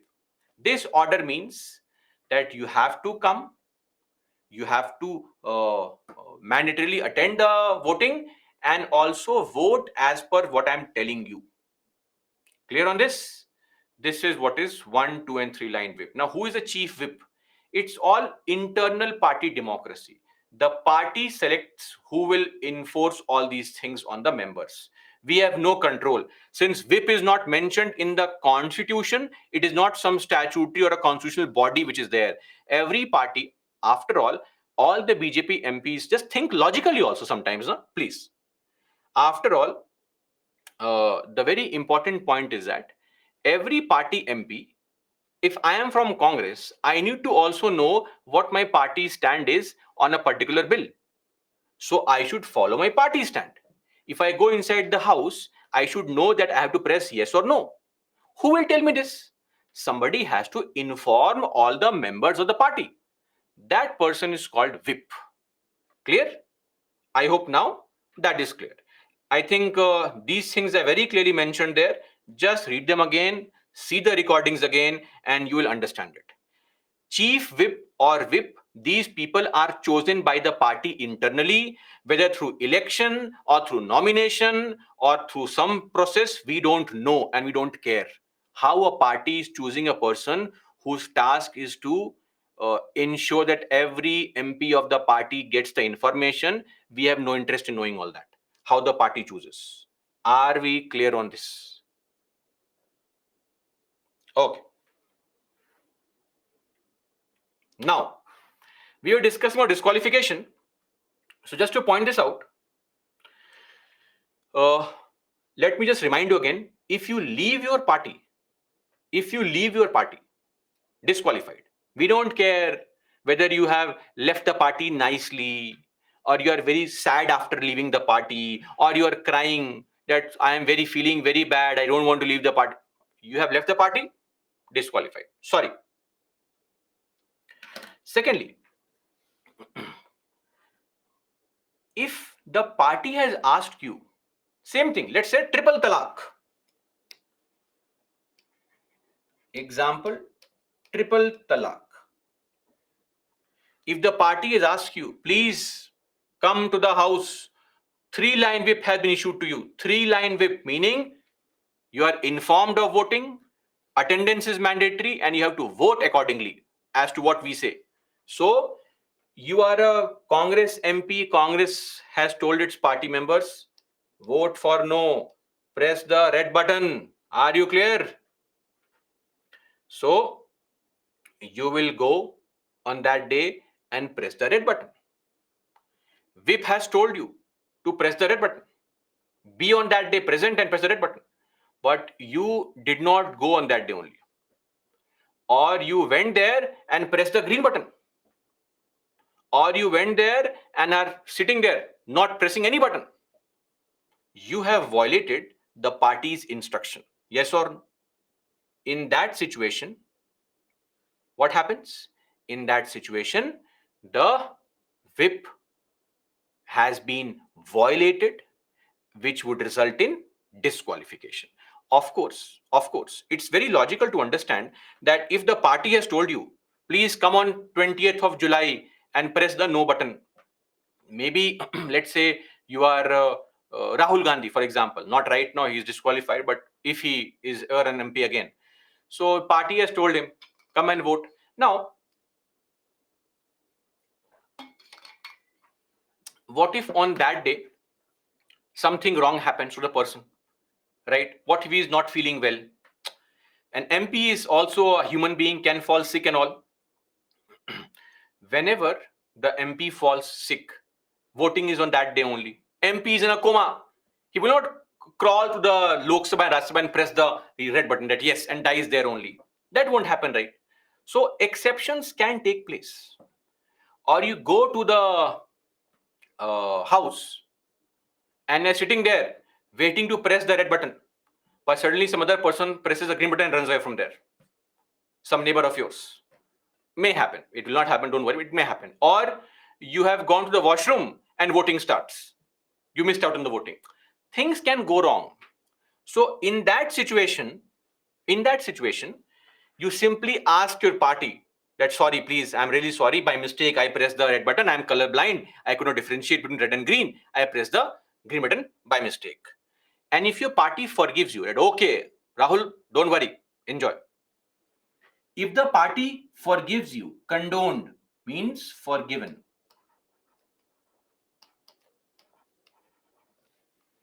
If the party forgives you within 15 days, then it's okay. Otherwise, disqualified. Clear? So this is with respect to disqualification if you belong to a particular party. Point number 1. Point number 2. If you are an independent member, meaning you do not belong to any party, there is only one check on you. You cannot officially join any party. Are you clear? If you want to vote for BJP, vote for BJP. You want to vote for Congress, vote for Congress. This time vote for BJP, next time vote for Congress on proposals in the House. Confuse everybody. No problem. You cannot officially join any party. I hope this point is clear. If you are an independent member, cannot join any party. And lastly, for those people who are nominated members, these people are the 12 MPs in the Rajya Sabha, right? So now, very logical that these people, nominate people. Look at Justice Gogoi, P.T. Usha, Dr. Sonal Mansingh, earlier also Sachin, Rekha. Now, these people are not politicians. What does P.T. Usha know about politics? Or what does Dr. Sonal Mansingh know about politics? Nothing. No interest. They are people in creative fields. Now they are MPs of Rajya Sabha. What if they want to join some party, right? What if they have interest? So we should give them some chance, a small window. So from the date on which you take up your seat in the Rajya Sabha as a nominated MP, the next 6 months, you have full right to join any party just once, mind you, just once. Join any party. After the end of 6 months, you cannot join any party. If you have joined a party, you can't leave the party. If you have joined that party, you can't change your party. But within 6 months, you have a small window. Go through all the party manifestos, look at the Congress party history, BJP party history, all these party history, and find out which party is very good. Join the party. Now you may say, sir, but an independent person is not given the chance, because independent members are politicians. They had full opportunity to join a party before elections. They have actually contested elections, right? So we have this provision, this benefit only for nominated members, that within the first 6 months of your nomination, you have the opportunity for what? For joining any party just once. Don't think it's some kind of drama that today let's try BJP, tomorrow let's try Congress, then let's try Aam Aadmi Party. Sorry, just once. Clear? And 6-month window. After the end of 6 months, you cannot join any party. Sit at home and enjoy being a nominated independent member. Clear? That's it. Very simple. For a political party, you can't leave your party or can't vote against your party. For an independent person, you can't join any party. And for nominated people, you can join any party only within 6 months. So please don't ask me, sir, what if they join after 6 months? As I said, if you do not join any party within 6 months, window is over. After that, you can't join any party, because if you join, disqualified, what else will happen? They won't kill you, right? Disqualify you. A nominated member of a house becomes disqualified for being a member of the House if he joins any political party after the expiry of 6 months from the date on which they take up their seat. Clear? That's it with respect to disqualification. We are done with disqualification. These are the three ways where the disqualification takes place. No, it is not mandatory for them to join any party, number one. Right? Number two, these provisions are meant for MPs, MLAs, MLCs. Don't joke, please. MP, MLA, MLC, all the legislators are there, right? See, as far as your whip issues are concerned, that can any party have two chief whips? The party can have 100 chief whips. We don't care only. Most parties have two chief whips, one for Lok Sabha, one for Rajya Sabha. Because inside Lok Sabha, you need to have an MP of Lok Sabha to keep a check on all this behavior, right? Same goes for Rajya Sabha. You can have any number of chief whips. Are we clear? Any number.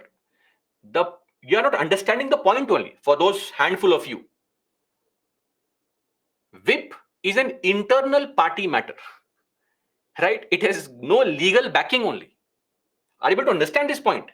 That whip is a personal party choice. Who is appointed, why is appointed, what is the procedure is of no concern to us. Just understand that whip is the party's order, the entire party's direction. And we are choosing some random person who is trying to inform all the party members that this is how you vote in the parliament. This is the party's official stand. That's it. Any person can be chosen, right? Now, point one is disqualification. It's done. Very simple and easy. I think this was the easiest way we could have understood this point. Second, exception. Now, what is the exception? Exception number one, presiding and deputy presiding officers. Now, what is the exception? Normally, what happens? Somebody who belongs to a party cannot leave their party. Yes or no? If you belong to a party, you can't leave your party. But speaker and deputy speaker and the deputy chairperson of Rajya Sabha and the speaker, deputy speaker of the assemblies in the states and the chairperson, deputy chairperson of the assembly councils in the states, they are immune from this, meaning they can resign from party. So the moment you become a deputy speaker or a speaker, etc., you can resign from your party only once. That's it. You can't resign today, join tomorrow, and all. No.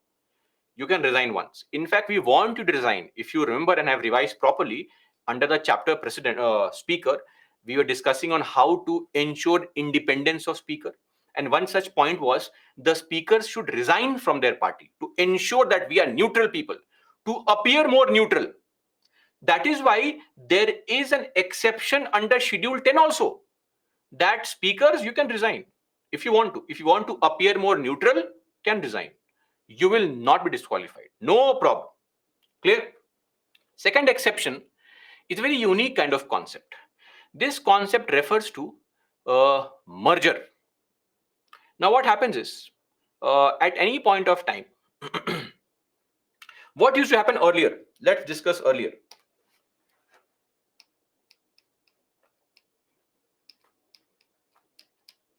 Earlier,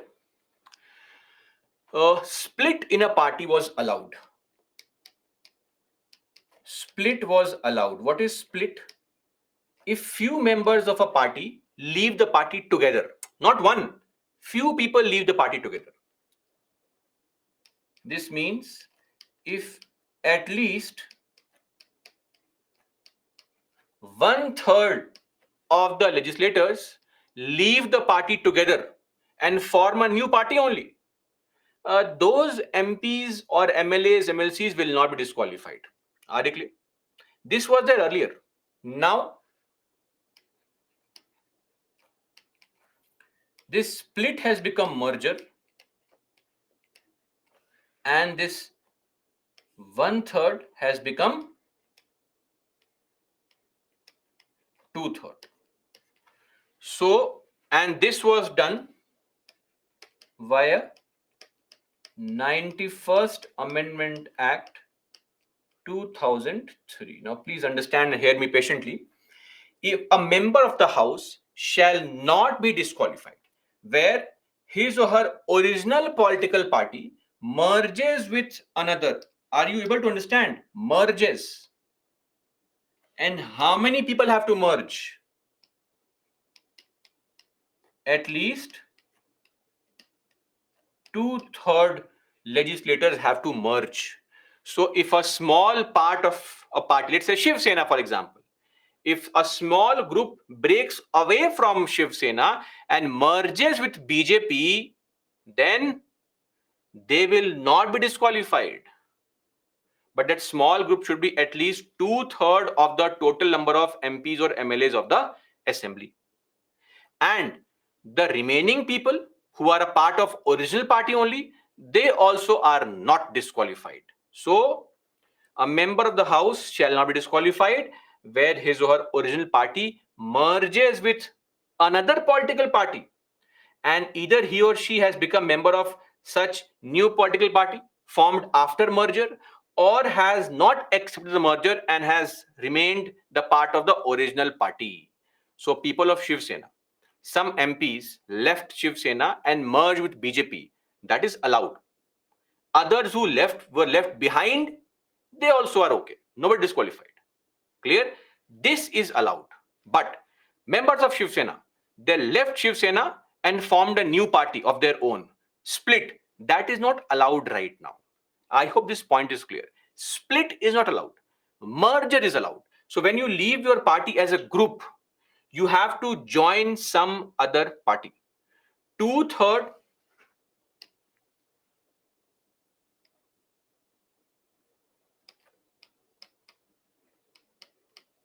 legislators of the party. How can 2/3 members of the House? It makes no sense. So, for example, let's take the example. Currently, Congress has 49 MPs in the Lok Sabha. 2/3 would mean what? 2/3 of 49, let's assume, would be 33, right? Or say 34, 33, 34, whatever. Okay, let's assume it's 33 or 34. If these 2/3 people, 34 MPs of Congress, leave Congress and join BJP, if a single MP of Congress leaves Congress and joins BJP, is it disqualified? Yes, disqualified. But if 34 people of Congress leave Congress and join BJP, are disqualified? Of course not. Excuse me. So they are not disqualified. Difference. So anti-defection law, this ADL, anti-defection law, it allows for wholesale defection and does not allow for retail defection. That's there. And lastly, to sum up everything here, who decides on this disqualification? After all, who is that person who decides whether we are disqualified or not, whether some MP has left the party or not? Who decides? When I leave my party, somebody has to decide on this. The deciding authority, mind you, is the presiding officer. The presiding officer decides on these things, unlike in other cases of disqualification, which are decided by the election commission. I mean, the president on the advice of ECI. Here, presiding officer, and the decision is final, cannot be challenged. But you know very well that our presiding officers may have a tendency to give a wrong decision. So in the Kyoto Holohan case, Supreme Court said, sorry, nothing is final. The decision of presiding officer is subject to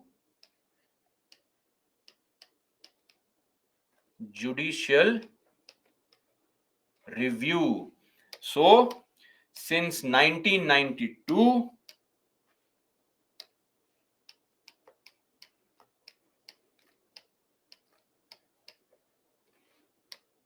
this decision is subject to judicial review. I hope this point is clear. We'll continue our discussion further on this. But after a break, let's take a break, and we'll now come back at 8:05 to continue our discussion further on anti-defection law.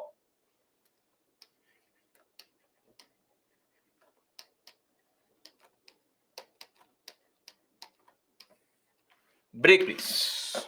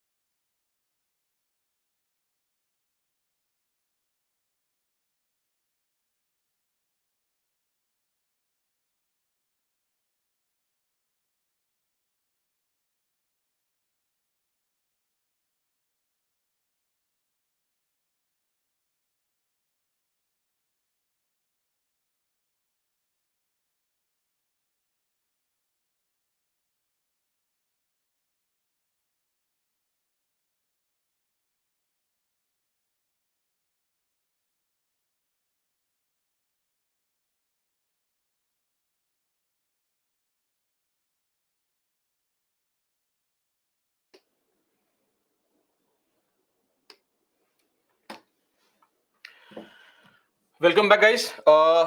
First up, a small announcement. Tomorrow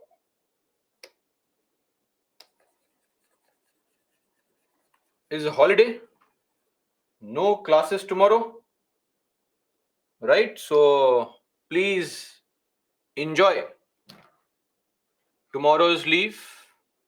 Holiday from classes, not from preparation. Are we clear?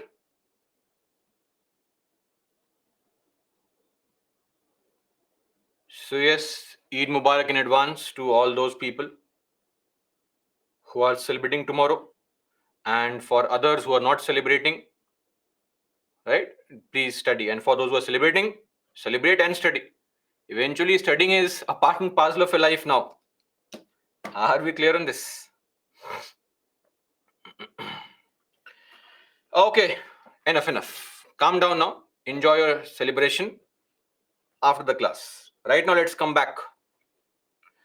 So far we have discussed about the disqualification proceedings. We have discussed exceptions. We have also discussed about the deciding authorities. Now, presiding officer is the person who decides. That decision was supposed to be final, but Supreme Court in 92 said no, nothing is final. Of course, it's very logical. Think of this simple example. Let us say I am Om Birla. Just an example. Om Birla. And I have been informed that Mr. Shashi Tharoor has joined BJP from Congress. All the Congress MPs are coming to me and complaining that please disqualify Shashi Tharoor. He has left BJP and has joined Congress. Okay. He has left Congress and joined BJP. Now, if I want to be biased towards BJP, what will I do? If I disqualify Mr. Shashi Tharoor, then my party gets no help from me. But I want to prove to my party that, see, you chose me as speaker, right decision. I will not disqualify him. I'll say, not disqualified. I give a wrong decision.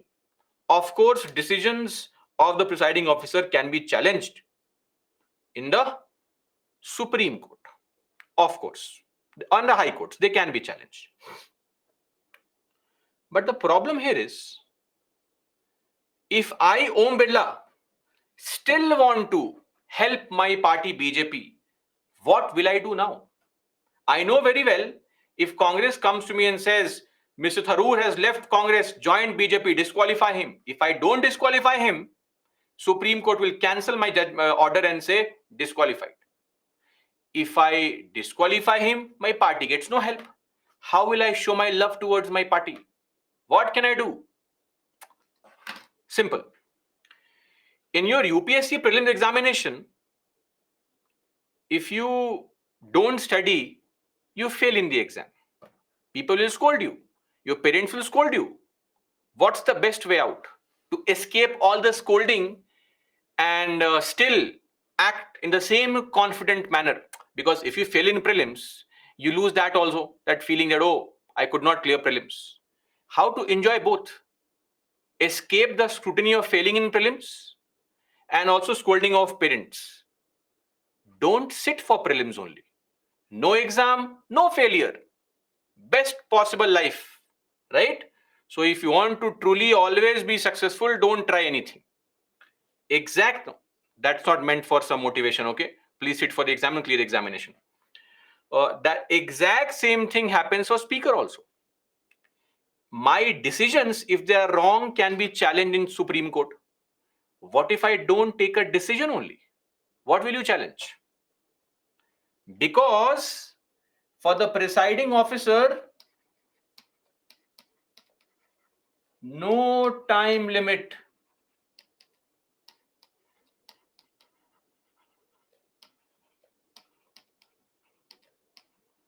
To take decisions. And that is why the presiding officer will not decide only. The matter continues for 10 days, 100 days, 100 years, not 100 years, 5 years. Term of the MPs are over.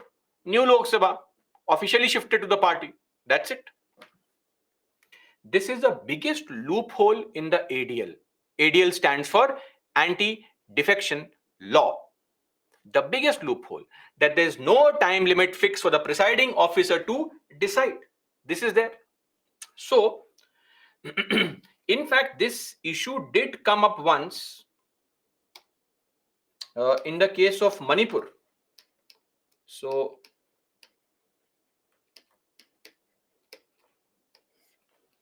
what happened was 2017 elections. Mr. Y. Khemchand became the speaker in Manipur. Lot of people had left other parties and had joined BJP, which had formed the government. Nobody was disqualified. In fact, one person, T. Shyam Kumar, who had joined BJP from some other party after the elections, classic case of disqualification, was not disqualified and he was made a minister. Then what's the point of having anti-defection law? This matter was challenged in the Supreme Court. That, sir, if you don't disqualify him, it's been 3 years now, the speaker is always saying, I'll decide, then what's the point? In this particular case, Supreme Court came down heavily upon this entire situation and said that Mr. T. Shyam Kumar, your appointment as minister is cancelled and you're disqualified. Supreme Court disqualified. There is no such provision in the Constitution which allows Supreme Court to disqualify MPs. But Supreme Court, judicial activism, we'll discuss this word later on. Supreme Court, using its powers, right, to provide complete justice in the country, issued orders to disqualify T. Shyam Kumar, telling him, don't be seen in the precincts of the house. So very unique kind of order. And also, in this particular case, Supreme Court said court can fix the time limit for speakers to decide. Ideally, the speaker should decide within 3 months.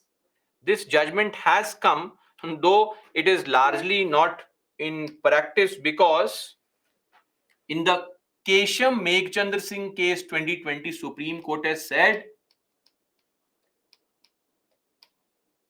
ideally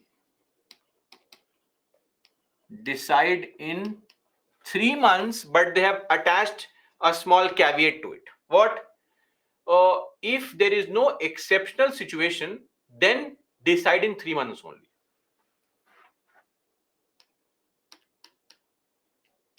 In the absence of exceptional reason. Very weird, right? I mean, if you have this kind of loose provision, every speaker will say, exceptional situation has happened right now, I can't decide. So that is with respect to the KM Singh judgment, where the Supreme Court has said that ideally 3 months are sufficient. You should decide ideally within 3 months. Clear? That's it. Now,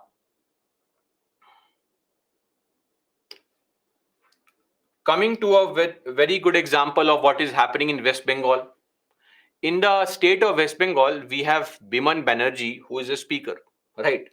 So various states, various interesting cases. In the case of West Bengal, Biman Banerjee, so far since the last 10 plus years, more than 35-40 MLAs from other parties have joined joined TMC. How many disqualified? 0. Not a single person was disqualified. That's a sad situation. Even after the KMS judgment of 2020, right? 3 months time, the speaker has not taken a single decision, right? But the point is that In the High Court also, the order was issued that Speaker decide, follow Supreme Court order. But the Speaker challenged the High Court order in Supreme Court. They are doing all these things because what? Exceptional situation. Anyway, now let's also understand what has been happening with respect to Maharashtra and what was the judgment all about. So I will not repeat this point because it would require some time. It won't be asked in the examination, but since you want to know, so I'll just repeat it. I explain this point. So in case you want to repeat this story again, you have to watch the recording of the live video. I'll go slowly, but no repetitions, please. Otherwise, this class will never end only. So in the case of Maharashtra, the story starts with how Shiv Sena. Now, Maharashtra is a 288 MLA assembly, meaning the assembly has 288 MLAs. So, what's the majority required to form the government? Absolute, more than 50%, 145. Now, Shiv Sena and BJP, they formed a pre-poll alliance that we will contest elections together. After the elections, BJP got 105 seats, Shiv Sena got 56 seats. Other parties like NCP and Indian National Congress. NCP got 54, Indian National Congress got 44. So seats may be plus minus 1. Don't quote me. Sorry, you said 56, it is 55. It may vary. But after the elections, these three parties came together. These three parties came together to form MVA, Maha Vikas Agadi, AGADI, a coalition. So Shiv Sena left BJP's pre-election coalition and joined hands with other parties to form the government. This was the story. Now, what happened was, this government formation took place in the month of November 2019. In the month of June, now the story begins. June 2022. Some MLAs of Shiv Sena, they went missing. We will call them the Eknath Shinde group.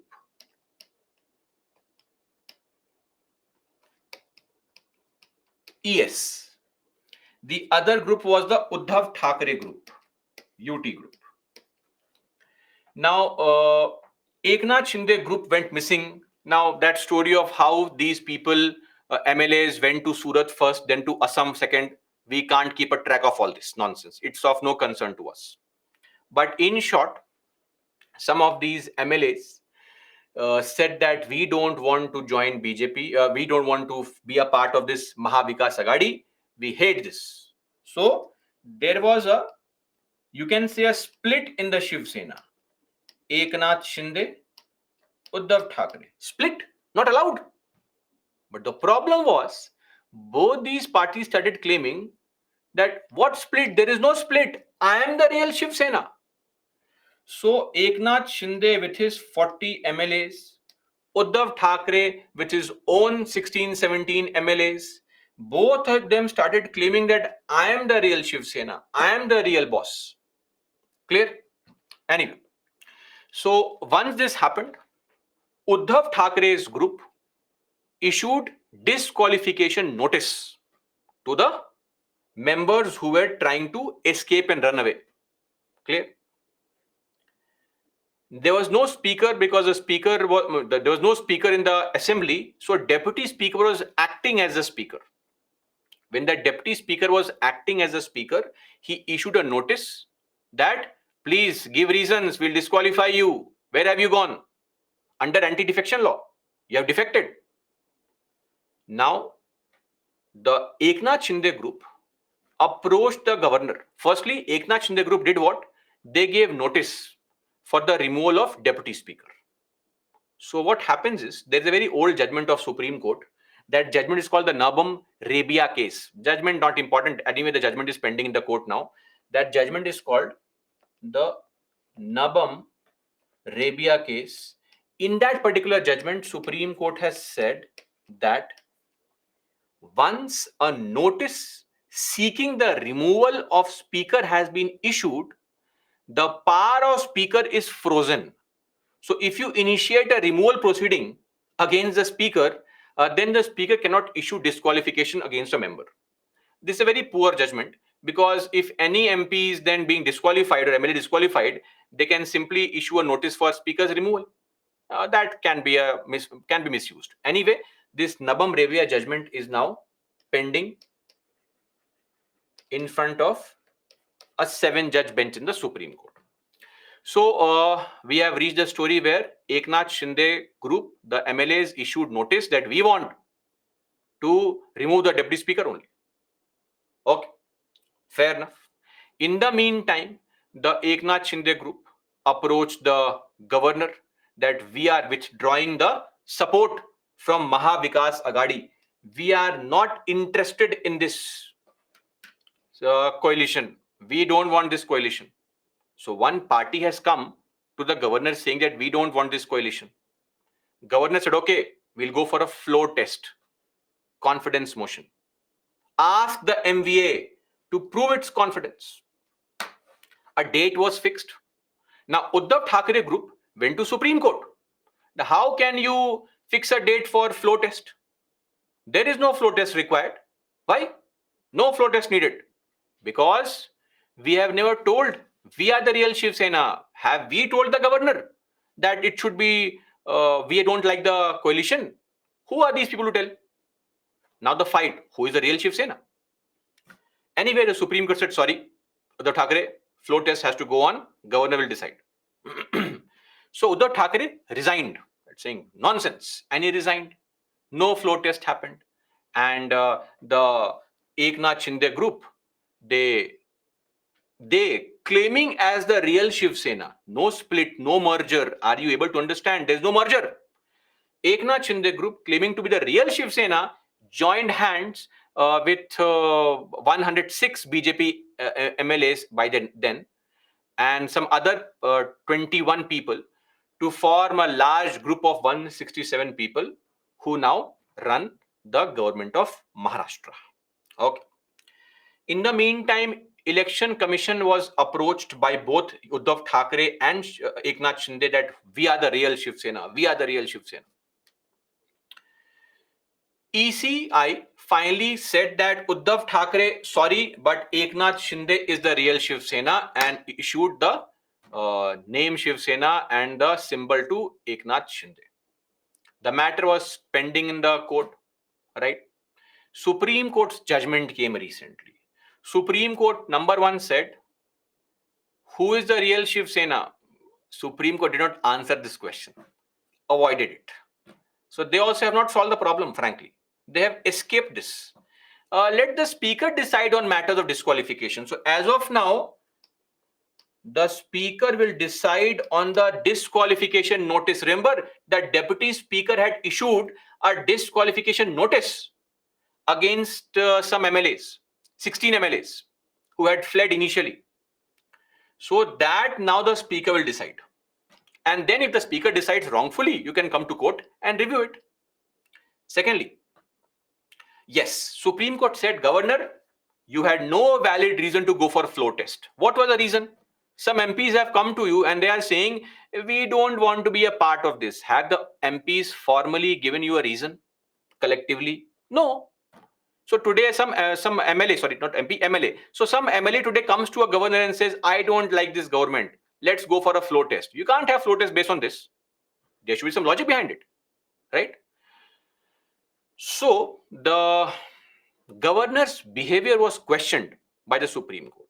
But the problem is, Supreme Court said that had the governor gone for floor test and had Uddhav Thackeray lost the floor test, because the floor test was wrong, we could have called back Uddhav Thackeray and made him a part of the government. Again, we could have reinstated Uddhav Thackeray. But Uddhav Thackeray resigned. And Supreme Court said we have no power to reverse a resignation because resignation is choice. So had Uddhav Thackeray not resigned, we would have seen something different in Maharashtra right now. Uddhav Thackeray would have come back to power as a chief minister. And as far as the whip is concerned, Supreme Court has said who decides whip? The political party decides whip, not the legislative party. Two things. The larger political party is what decides the whip and party's direction, not the political party that you see, right?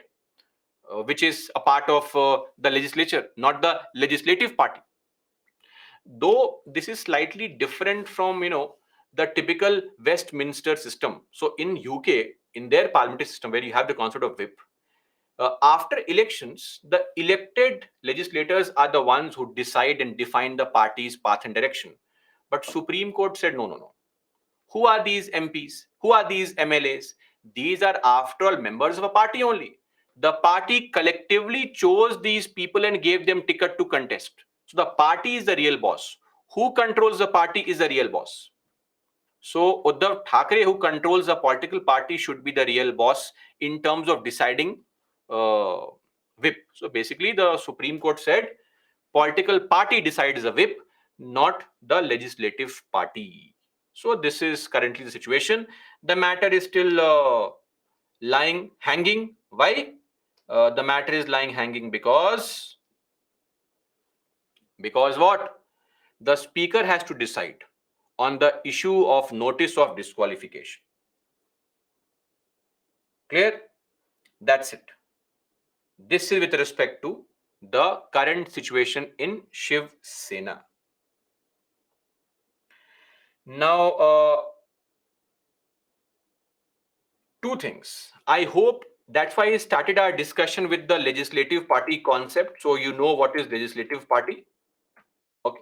And as far as any doubts are concerned, feel free to read or view the entire recording again and again, multiple times. You have holiday also. Review the recording as many times as possible. This is what is the current situation with respect to Shiv Sena. Though this may not be asked in the examination, but I just explained because you wanted to know what exactly is the current situation. Supreme Court judgment is largely useless completely. It did not serve any purpose. The left-wing liberals were very happy that, political party controls whip, Uddhav Thakere's victory, right? So that is it. But has it done anything to help per se Uddhav Thackeray? Not really. Now, Uddhav Thackeray, if he had not resigned, he would have been reinstated, of course, but he resigned. And also now parties are not really interested in this because only 1 year is left, right? Next year in 2024, November, October, November, you'll have elections in Maharashtra. So it's not that you'll have a full 4 or 5 year term left now. So the lack of interest on the part of the party is there also because very less time is left. Clear? Okay. Ananya, I fully understand. Don't write the same thing and it makes no sense. Revise the video because more people I feel have a better understanding of the situation. So for some, that is why availability of live recordings to see it again and again. Okay. Things may be slightly challenging for the first time, but the more you read and revise, the better understanding you get, especially if you know the provisions by heart. Because as of now, some of you may say, what is this whip? What is trust vote? Again, you have to know what is trust vote, right? So as and when we move progress forward, we'll have to assume lot of things are known to you. We can't every time start from scratch explaining the most basic things, right?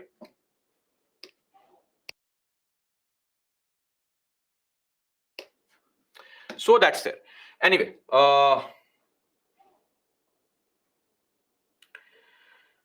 that's it.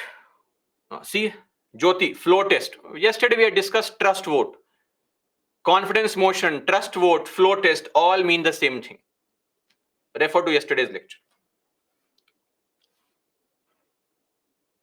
Okay, that's it. Now coming to some very important questions that need to be addressed with respect to anti-defection law. And the biggest question is the issues on anti-defection law. First up, those from northern part of the country or especially Bihar will understand this meme better. Now let me ask you a question. See, there are two very simple problems. Problem number one.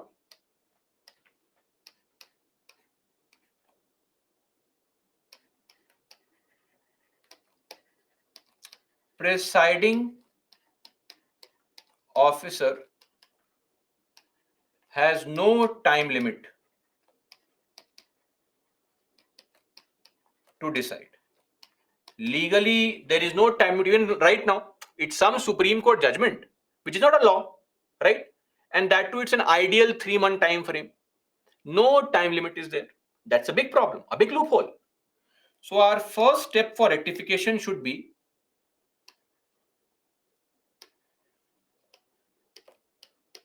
modify the law to fix a time frame. Step number one. Step number two, or problem number two. Think of it.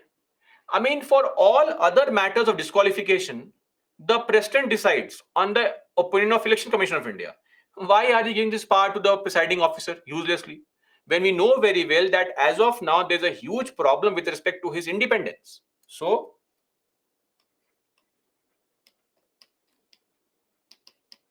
power with presiding officer, right?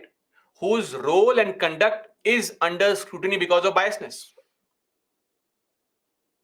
We can simply reform this by take the power away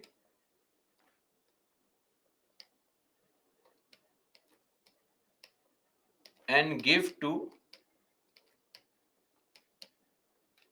some independent body. Example, ECI. Now comes a very critical problem. You will understand this problem. I think in the anti-defection law, we began by saying that it is very important to have ADL because of the breach of trust of voter. If a voter is voting for you knowing very well that you don't belong to a party, and then you leave and join that party only, you are breaching the trust of people. Yes or no? Of course. Let's look at Maharashtra. What happened in Maharashtra? These two parties, they had gone to poll election telling people we are one and the same. Please vote for us together. We'll form the government together. So many people who voted for Shiv Sena thinking that they are a part of BJP or voted for Shiv Sena thinking they are not with Congress were completely unhappy once Shiv Sena chose to join Congress. Yes or no? Because anti-defection law is only applicable for party, not for coalition. Anti-defection law is not applicable on coalition partners. A BJP cannot issue a whip to say some DMK or AIDMK. Even if you are in the coalition, you cannot issue whip to other parties. You can issue whip to only one party, your party. So Shiv Sena leaving BJP and joining hands with Congress and NCP, that's also breaching the trust of people only. But sadly, anti-defection law does not cover this. That's problem number 3. This is the power of the presiding officer to decide. What other power does he have? To decide on disqualification. And number 3, ADL. What is ADL? ADL stands for anti-defection law.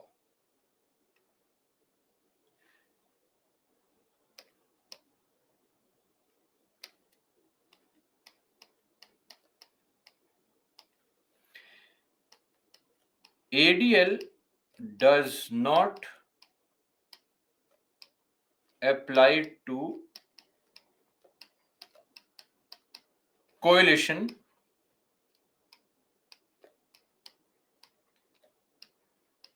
before elections. That is wrong.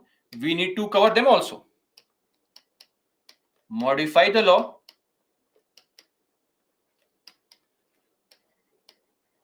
Cover them. Yes or no? So these three things are big problems which can all be solved if there is the political will in our MPs at the central level. Will they solve it is a secondary problem. But one issue cannot be solved. What's that issue? That's the issue of whip gagging. What is whip gagging? Now think of this. As a BJP or Congress or Aam Aadmi Party or DMK or TMC MP or MLA, whatever, state or center, as an MP, what about their personal opinion? Right? What about their personal opinion? If I, as a person, don't like some bill, don't I have the right to have a dissenting opinion? But no, because if I vote against the party, disqualified.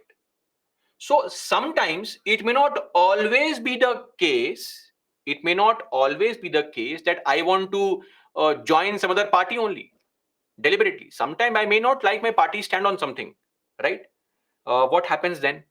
I can't vote against my party. That is called suppressing through the whip.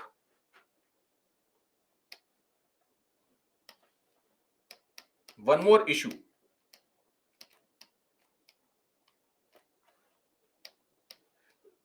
Whip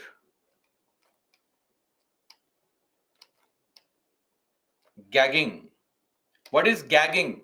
Before you jump on, sir, what is this gagging? What word have you used? Don't worry, I'm explaining. Gagging means to cover somebody's mouth, gag, to prevent somebody from speaking, gag. That's called gagging. So one very big problem with whip is ADL also tends to suppress genuine dissent. Yes or no? It does. There are situations where you may genuinely have a different opinion from your party. Also, think of this same example, triple talaq bill. This bill is being discussed. I am from Congress. My party has said press the no button. Okay, whip for no. Voters of my constituency have come to me now. They are telling me, sir, MP Sahab, MLA Sahab, MP in this case, why don't you go and uh, support the bill? Because we want this bill to be passed. Now I am in dilemma.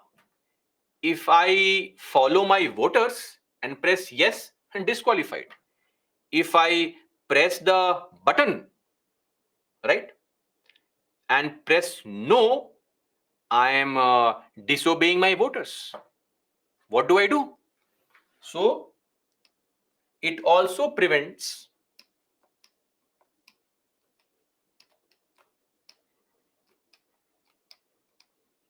members from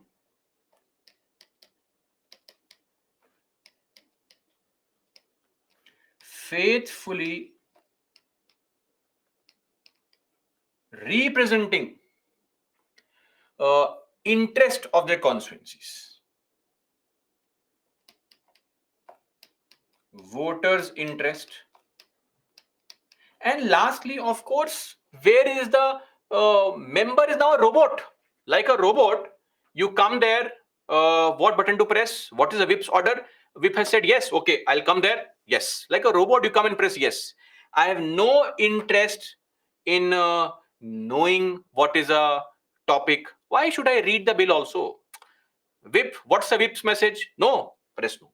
Why should I have any interest in knowing what the bill contains? What is the benefit, pros, cons? My party says no, no. My party says yes, yes. The MPs are not even allowed to use conscience. No use of conscience. So this is a big problem. But the issue is, now let me also clarify that Supreme Court in the Kyoto Hall 1 has said that whip can be issued under NCM or trust vote, meaning it is mandatory that you vote in favor of your party in a trust vote or a no confidence motion. But apart from it, Supreme Court gave a very vague kind of statement. It said that, don't overuse whip. Whip should be issued only in those circumstances where the bill relates to party's poll promise. So, a 3-line whip only on bills which relate to party's election manifesto or core ideology. Now, for example, if BJP's ideology and BJP has said that UCC is what we want, simple. That is mentioned in BJP's party manifesto also. That is BJP's core ideology. Whether they do it or not is secondary. That is mentioned in their party manifesto. If any bill comes on UCC, every BJP MP has a mandate to vote yes. Because when you joined BJP, you knew very well that the party has an ideology which supports uniform civil code. You can't back out now saying sorry. No. That is not possible. So this was there, but what happens is the parties overuse whip. That should not be there. So whip gagging has no solution. If you allow free voting, then people will start voting here and there. Votes can be purchased. So the only solution for whip gagging can be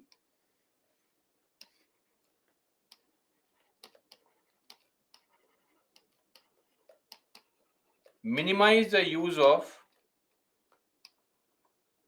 3-line whip. The only suggestion here. In fact, Supreme Court has also said the exact same thing, that the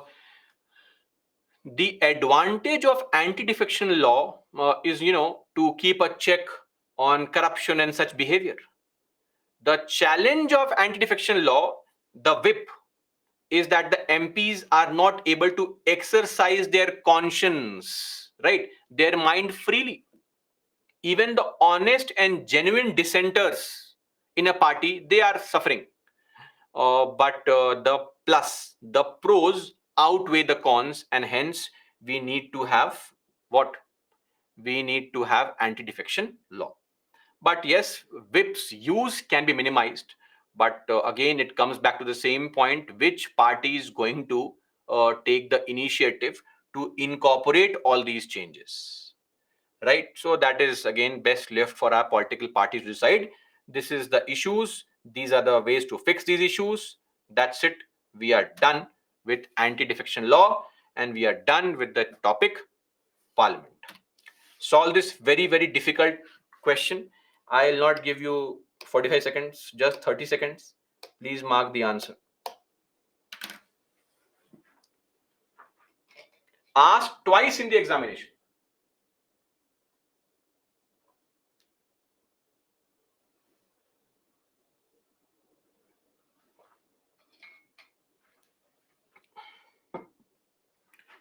I know it's an assault on your intelligence asking such complicated questions.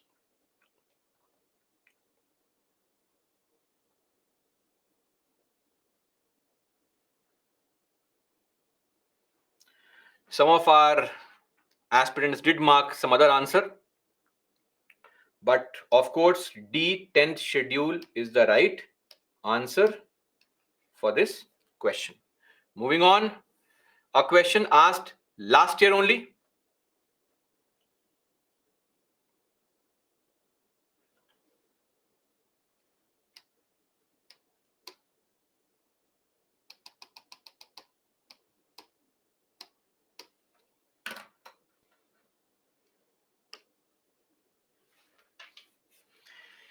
A is 1 only, B is 2 only, C is both 1 and 2, D is neither 1 nor 2.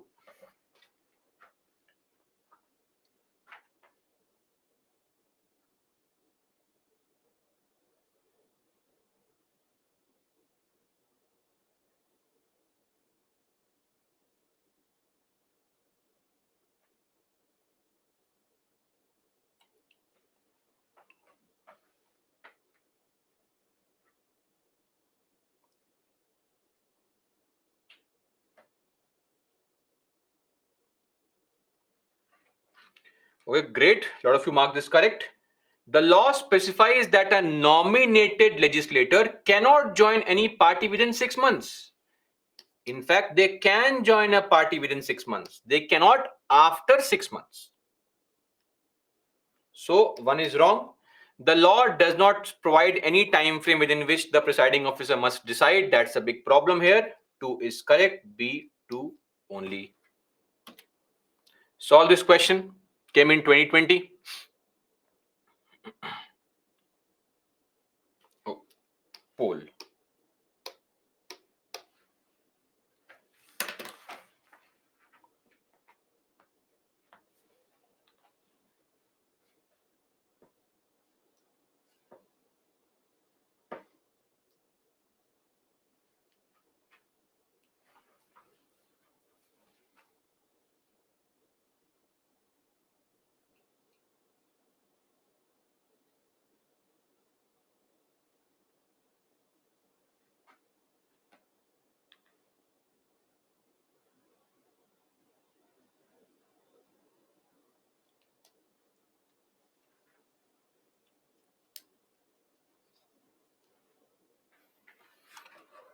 Done.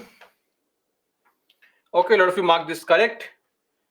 The government is responsible to the parliament, of course, Article 75, Clause 3, and can be removed by it through what? No confidence motion. See, C is wrong. Government is elected by people. Government is not elected by people. How can we mark this correct? Yes or no? Government is elected by the MPs in the Lok Sabha or MLAs in the state. We just vote for our own MP or MLA, right? Government is chosen by parliament but cannot be removed is also wrong. All political parties are represented in the government is of course wrong.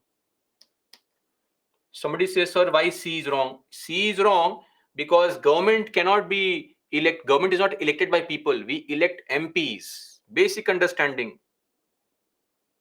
Oh, basic definition of democracy. Yes. But we follow indirect democracy. Types of democracies. Right? Indirect democracy. Okay, so now we cannot discuss Rahul Gandhi's disqualification because it is not a part of discussion here. He was disqualified under RPA. For that, you have to know RPA. Once we study RPA, we'll discuss that also. Don't worry.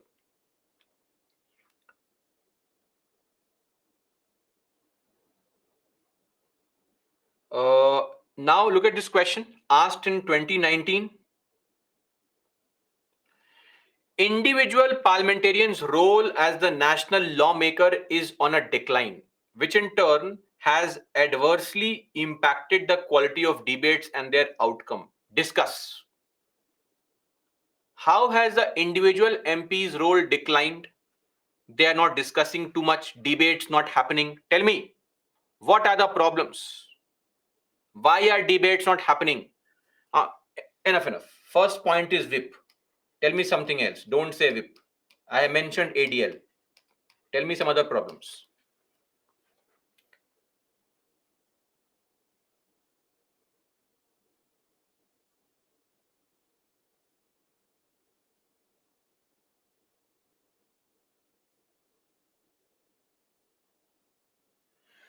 Spoon feeding, illiteracy, corruption, too many bills, too many elections, party supremacy, senior ministers only talk, uneducated MPs, no strong opposition, lack of expertise, no strong opposition, lack of knowledge, time frame, cabinet committees, skeleton laws,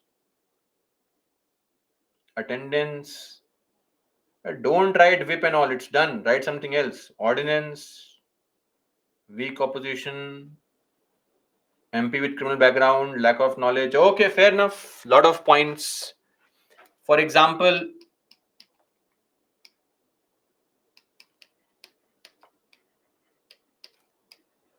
education level, then attendance, then disruption in the house, right?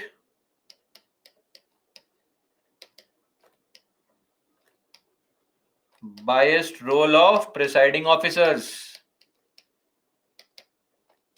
rise of parliamentary committees, though it's a good thing, but the problem is that now MPs are more in the zone of being spoon fed. They have lost any interest in discussions. Then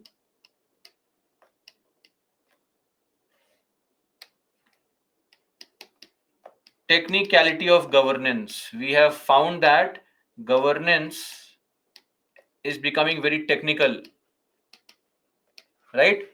So despite MPs having basic literacy education levels, a lot of technical topics cannot warrant discussion because MPs are not technically that sound on the topic.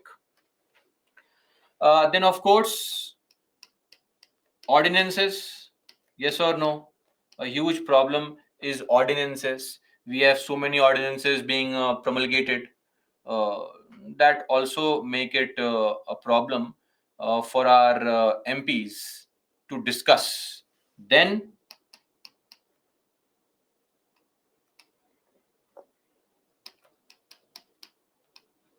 single party dominance. The other parties are too small to make any kind of contribution, right? And we can also add here one more point: weak opposition. All these are points. Explain, give suggestions in future and what can be done to improve these things. Refer to the recorded video. Write the answer for this question. One more simple question asked in 2021. To what extent, in your view, the parliament is able to ensure accountability of the executive in India? Tell me.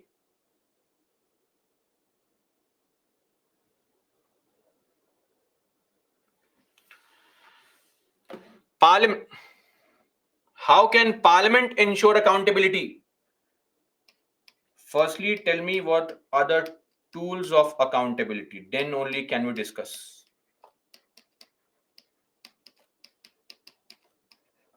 In the parliament, don't make random things.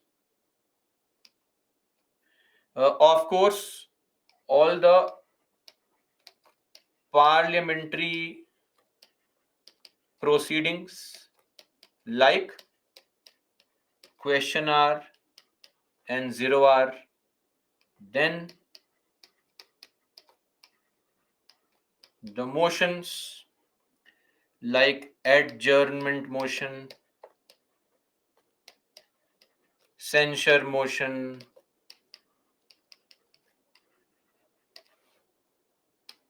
calling attention motion, then also the concept of 75 clause 3, no confidence motion, right? Then a very important element of parliamentary control over the government is control via cut motions, approval of expenditure, all these things, right? Now the question is, to what extent, in your view, the parliament is able to do all these things? So just mention the tools of accountability in the next paragraph. Evaluate on those tools of accountability. Simple, right? How have question hour, 0 hour, etc. all been incorporated? You can also add an element of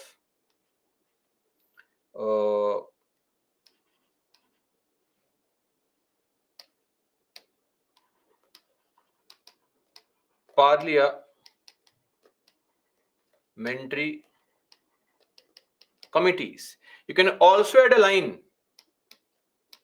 plus president as a part of parliament also ensures accountability through Article 78, through Article 74, sending back advice once for reconsider. Don't include Supreme Court and CAG and all. Can you read the question? To what extent, in your view, the parliament is able to? Parliament, not the court, not the CAG, parliament. Okay, that's it. We are done with this chapter, parliament. A very voluminous chapter, easy chapter, but of course a very big one, because a lot of small topics require revision on a frequent basis multiple times. Coming to firstly Lakshmikant, in case you are reading Lakshmikant, feel free to read chapter 10, chapter 12, chapter 22, chapter 76. Read these chapters in case you want to. Important articles: Article 79, Organization of Parliament; Article 82, which is the delimitation commissions are formed in this article only. Then 102 stands for disqualification. 103, the president decides. Article 94 is a speaker's election removal. Then coming to the types of majorities, where Article 249, Article 312, Article 368, amendment to the Constitution. Then passage of bills, joint sitting 108, procedure for money bills 109, 110 is a definition of money bill, 117 is annual financial statement, then financial bills, then 112 is the annual financial statement, and 105, also 122 important articles. And we have also seen two schedules, schedule 4 and schedule 10, in the entire chapter. Some important cases, one case we have referred to again and again is the Raja Rampal case of 2007. The other was the Quixote Holohan case of 1992. Then Kesham Meghchandra Singh case of 2020. That's it. Done with the entire chapter. Now feel free to read.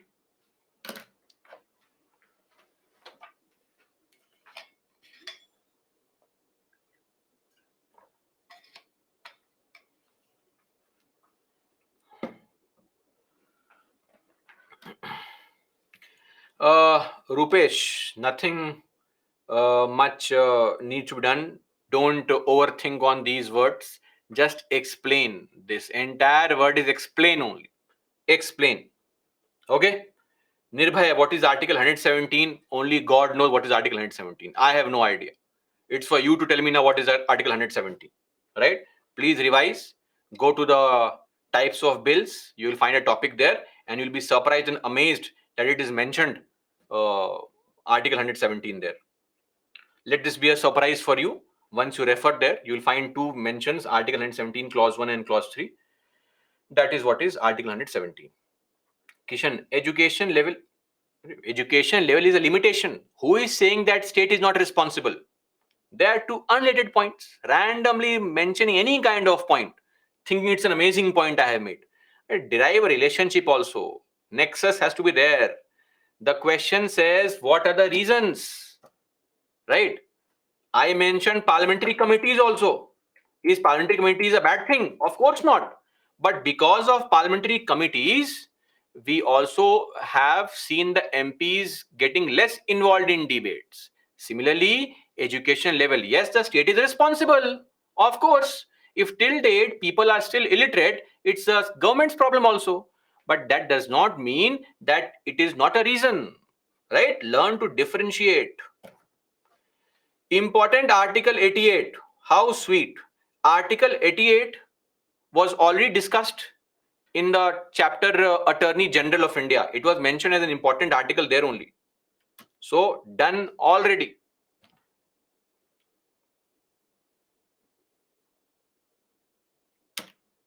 Now, coming to parliamentary committees. Just like you have a concept of cabinet committees comprising of cabinet ministers, parliamentary committee is what? A committee which comprises of MPs. Parliamentary committees are not mentioned. I am repeating this, please. It is not mentioned in the constitution. Parliamentary committees are just mentioned in Lok Sabha and Rajya Sabha rules. So, please don't ask me which article. There is no article.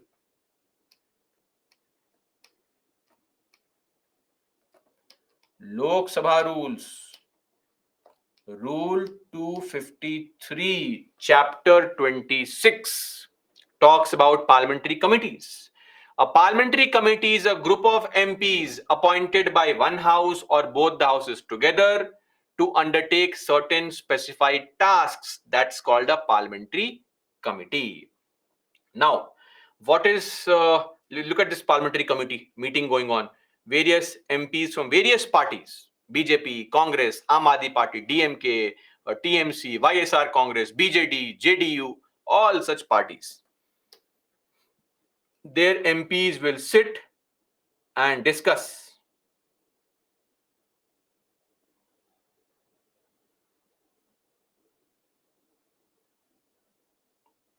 on the bills, proposals, etc., giving their input and all.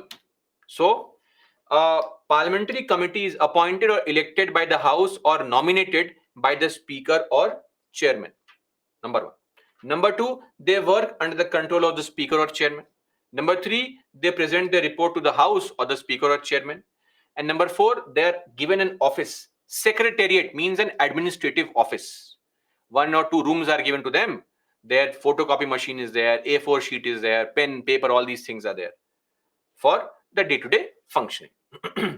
Now, what is the advantage of a parliamentary committee? Number one, see, in the Lok Sabha or the Rajya Sabha, you see all the MPs fighting, constantly arguing. Congress MP arguing with BJP MP. Outside the house, they are friends, right? I mean, not best of friends possibly, but they are friends. They're very casual, hanging out together, laughing, sharing jokes and all. It's all in a good spirit.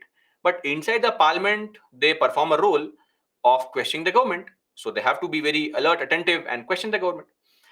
So inside parliament, always fighting. But in the parliamentary committee, these MPs sit together from various parties and discuss ideas irrespective of their party support.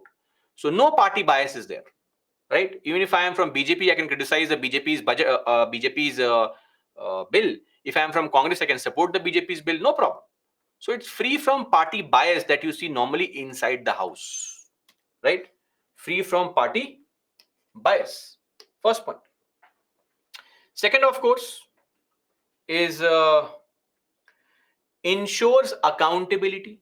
We now can question the government. Reports are prepared by these parliamentary committees. On these reports, which are tabled in the House, discussions can take place on whether the minister is performing his tasks properly or not. Then it keeps the ministers in check.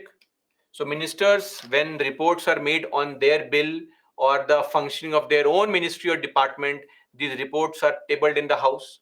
On these reports, discussions take place on a regular basis, right? So then the MPs get a lot of information on whether the ministry is performing well or not, because now there is a proper detailed analysis of the performance of ministries done by the respective parliamentary committees. And look at this very simple argument. If there is a Congress, let's take an example of Shashi Tharoor. Now, Shashi Tharoor has spent a lot of time internationally in UN, etc., and has a lot of expertise in foreign affairs. Uh, the idea is that since he's a part of Congress, do you think it would be okay to let go of all the expertise he has? Of course not. Why don't we utilize the expertise that he has in the field of external affairs? We can ask him to be a part of a committee which can give suggestions to the external affairs ministry.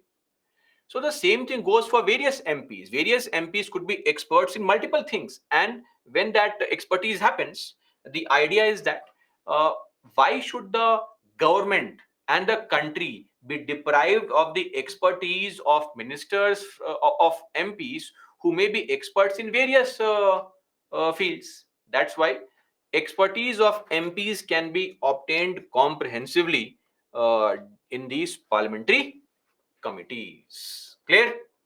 Okay. Now, some limitations. What are these limitations? Number one, these parliamentary committees are of various kinds. One such committee is a financial committee, which looks into the government expenditure. Now, the problem is that the financial committees look into government expenditure only after the money is spent by the government. It's more like a post mortem. After the person has been killed, we are trying to find out the reason behind such a death. So financial committees conduct a post-mortem examination of accounts. Money was spent already. Now they are looking into whether the money was spent nicely, etc. or not. Then it cannot intervene in the matters of day-to-day administration, right? So whether the government is functioning daily effectively or not, the committees have no control. They can only give reports at regular intervals and analyze an overall performance. Number three, see, these committees firstly understand they are not executive bodies. They are not made by some act of legislature or some government order. They are mentioned in Lok Sabha rules. Okay, so they cannot issue an order. Orders can only be issued by statutory, constitutional, or say executive bodies. So they can't issue orders. And because they can't issue orders, they are extra constitutional. Their recommendations are only advisory in nature. It is not binding. The government may or may not follow the recommendations of these parliamentary committees. Okay. Now, committees can be of two types, just like cabinet committees. Here, committees can be of two types. One based on the tenure, the duration of the committee. This is based on duration. So sometimes a parliamentary committee is formed for a specific time period only. Once the task is over, committee is abolished. That's called ad hoc, temporary, for a specific purpose only. Once the purpose is achieved, the committee is no longer required. For example, just couple of years back, there was a parliamentary committee formed to give recommendations on which dignitaries, historical figures, statues and portraits can be installed in the parliament complex. Just like you beautify your house, similarly, parliament also needs to be beautified with the statues of all these great men from the past. And it is such a divisive issue in the country nowadays that, imagine the situation that it has come down to this, that people are now even raising questions on the contribution of Bhagat Singh. If you can raise a question on contribution of Bhagat Singh in this country, then that is too much of freedom of speech, frankly. Some people's contribution is way beyond questioning, right? So I think we have to draw a line of free speech and stupidity, or contribution of Subhash Chandra Bose. So people are raising question on these also. So that's there. So it's a very emotive issue. Whose portrait to install in Parliament complex? So a committee was set up comprising of some MPs, right? And there, the committee gave recommendation list of these people. Their photos can be installed in the Parliament complex. Once the recommendation came, task is over. Committee gone. Second is a standing committee. Standing means what? Permanent, right? So standing committee is a permanent committee. There are 6 types of standing committees. They are formed every year. I mean, the committee is there consistently. Members may change. May. You understand? May. Optional. May change. Right? But the committee will be there always. So that is there. Now, committees can also be categorized based on membership. There are some committees which consist of MPs from one house only. Those are called select committees. Select committees. Committees which have members from one house only. Select committee. Estimates committee is an example of a select committee. This committee has all the members are the MPs of Lok Sabha only. Then most committees are joint committees. Joint committees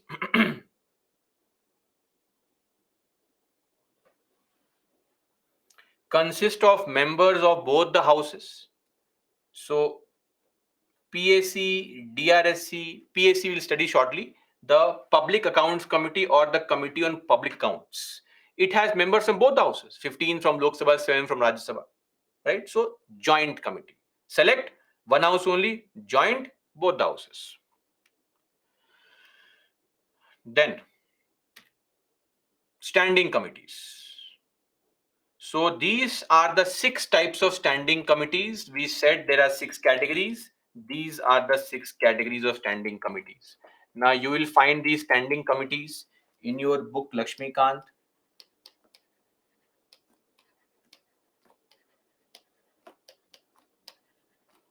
Chapter 23.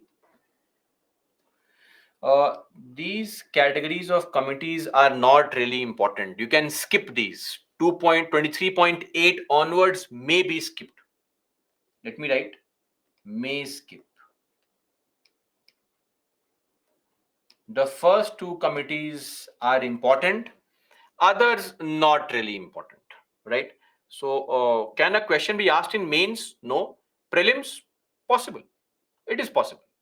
But for that one question, putting in the effort to mug up every such thing, it's too much of a task, right? So cost benefit analysis has to be done always. Now, coming up to the discussion on financial committees. There are 3 types of financial committees. PAC, extremely important. Estimates committee and committee on public undertaking is not really important. First up is the PAC, the Public Accounts Committee or the Committee on Public Accounts. Same thing. This committee is mentioned in the Lok Sabha rules.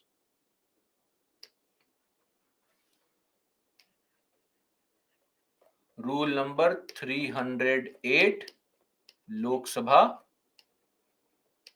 rules. There is no need to remember the rule, but the number, but in case you want to, you can. If you write this in the answer, it may have some kind of impact on the evaluator, but largely the impact depends on your content. Quoting these things also have a nice impact, of course. This is the oldest committee in the country. Oldest. And this was set up in 1921 based on the Montagu-Chelmsford reforms, right?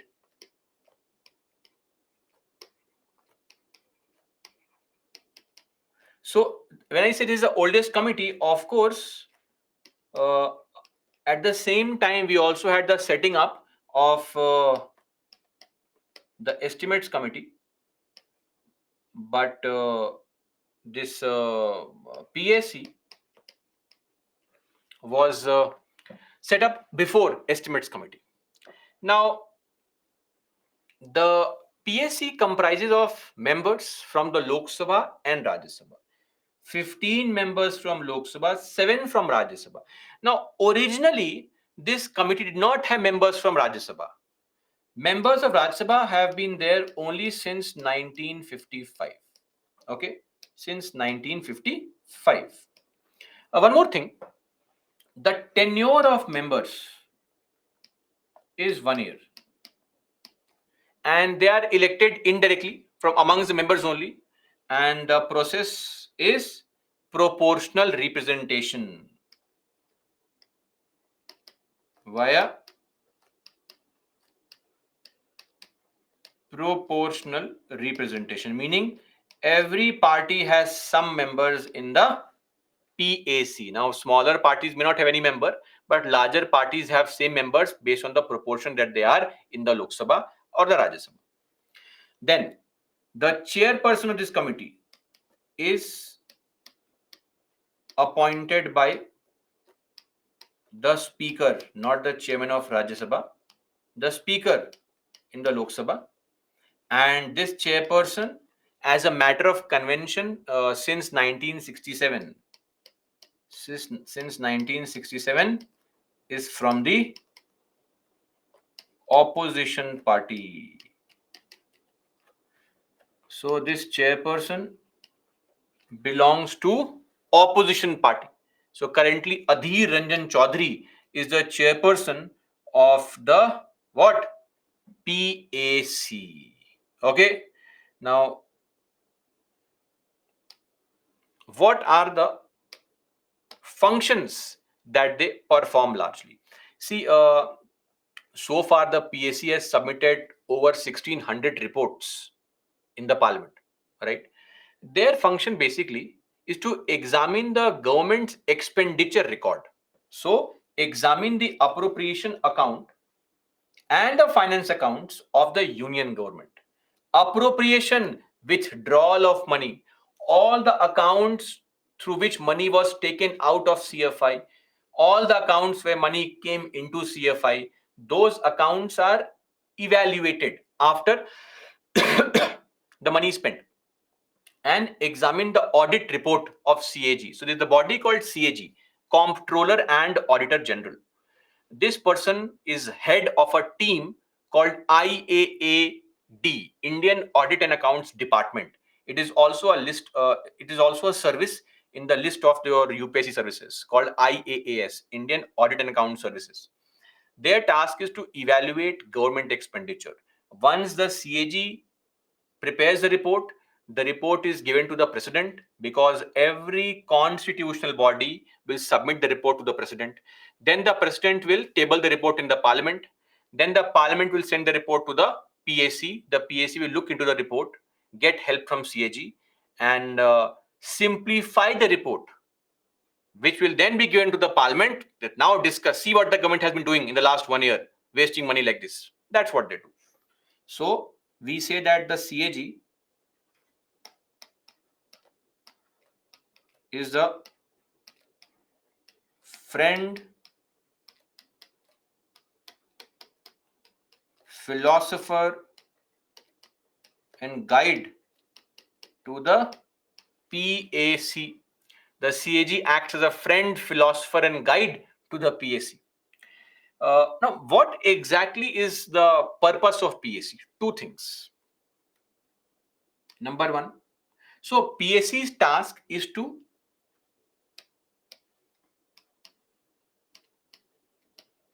discover what? Any kind of technical or legal irregularities in government expenditure. For example, if money was given for one scheme, why did you use the money for some other scheme? This is called a technical irregularity, right? It's not corruption. Second thing is also to discover any wasteful expenditure, corruption, etc. Wasteful expenditure, corruption, etc. So these are the two tasks which are performed by the PAC. Extremely important. Clear? Extremely important, because you are evaluating the performance of government through monetary measures, right? Money being spent by the government. Somebody has to keep a check on that. After expenditure, yes, you have taken my approval before spending money, but after spending money, where was it spent? Was it spent properly? where the records, have you kept all the receipts, etc. These things are very important. So whenever money is spent by the government, somebody should evaluate the expenditure. Like when you spend money, your parents can ask you, give me the entire record of where you spend the money. What is that? Keeping a check on you. Simple. The task of parliament to keep a check on the government. They do it through the PAC. Right? So this is with respect to PAC. Of course, the same problems continue. They cannot modify a government policy. They only conduct post-mortem after money has been spent. They cannot interfere in day-to-day activities. They cannot prevent any expenditure. Expenditures are done by the government. Once parliament approves, expenditure is done. They can only evaluate whether the money spent was good or bad. Okay. That's it for the Public Accounts Committee. This kind of committee is set up across the globe. For every country, you'll find this kind of committee, right? So it's not unique to India, everywhere. Solve this question. Mark the answer, please.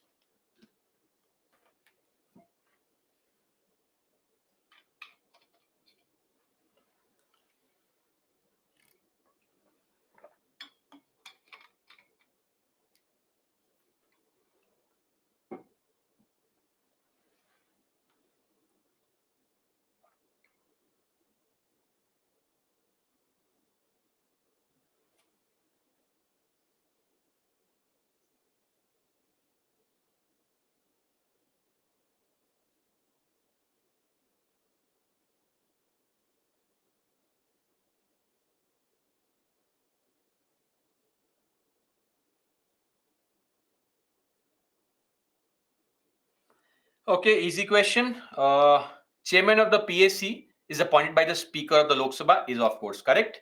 The committee on PAC comprises members of Lok Sabha is correct. Members of Rajya Sabha is correct.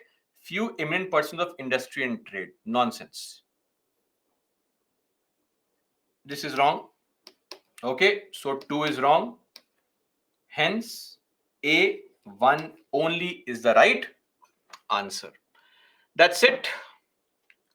Let's end our discussion here only today. Tomorrow, not tomorrow, that's on Friday, we'll take up for discussion the estimates committee, etc. And we'll also discuss the state executive, governors, so on and so forth, right? So that is going to be all for today.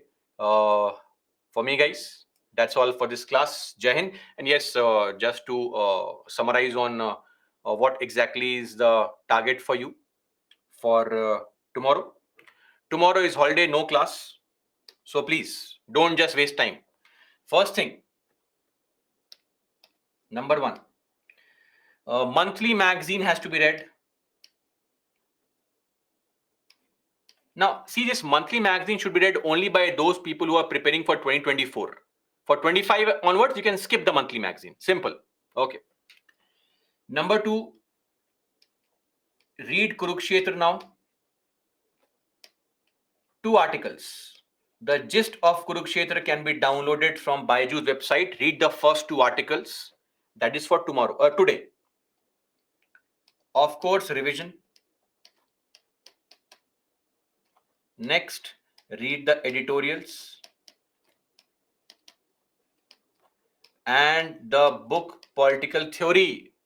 Read chapter 7 from Political Theory. Now, I believe we have had lot of time. Monthly magazine of June. You must have crossed almost half of the magazine by now. If not, you are just wasting time. Clear? This is all for today. Tomorrow, do one thing.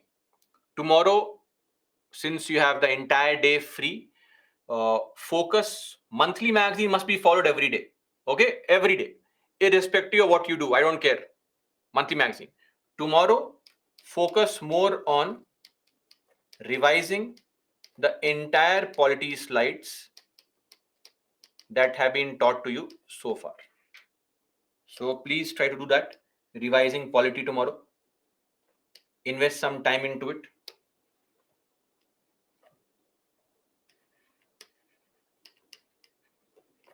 That's it. That should be sufficient. Okay.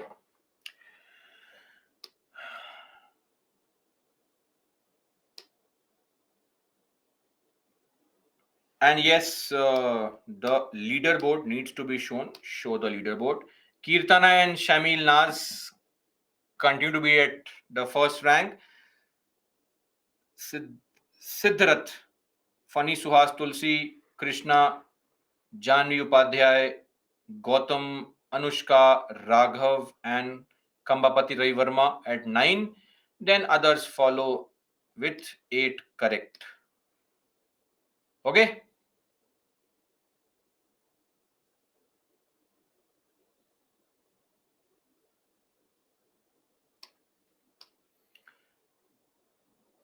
Which article? First two articles in Kurukshetra magazine on water conservation. Read those two articles. Yes, yes. Kurukshetra and Yojana for everybody, whether appearing in 24, 25, 26, 29, 35, everyone.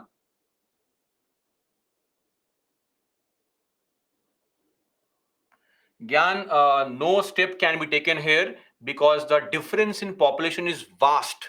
Though Panchi Commission had recommended that we should equalize all the states' representation, that is not possible in the country. In India, look at Sikkim and UP. How can you equate them in the Rajya Sabha? Not possible.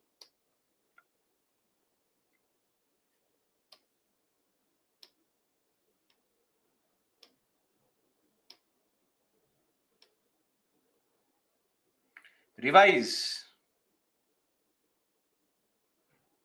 No, Ayush, they do find flaws because they are free from party bias. The party is not observing you, so you freely find out the problems there.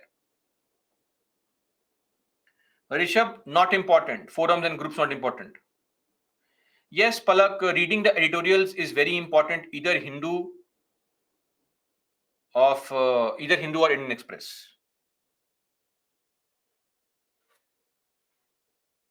Yes, Kishan, data from Kurukshetra is important.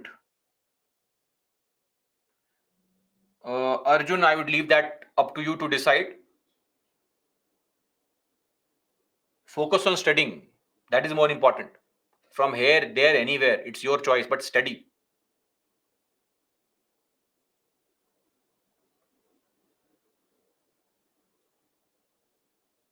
Shruti, read for the month of June. Anjali, this question can never be answered. You have to start writing answers to know where you are lagging behind, right? So you have to start writing. Write a wrong answer. Don't make this statement that how to write. You have been writing answers since class 1 in your school days. How did you write then? You did write. Just write. What is important is to write the answer. Only when the evaluators here will see your answers can they point out what's the problem.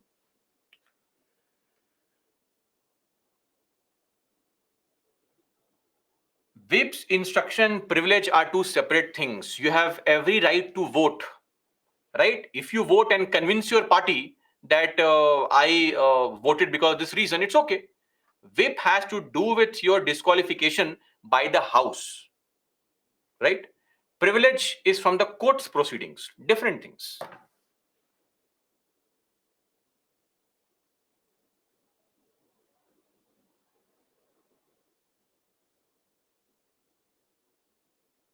Parashik, in Kurukshetra and Yona, there are only science and tech news. Have you ever seen the magazine before making such a statement? Don't embarrass yourself by making such loose statements, right? Please go. See, all these things are my suggestion to you. Let me clarify.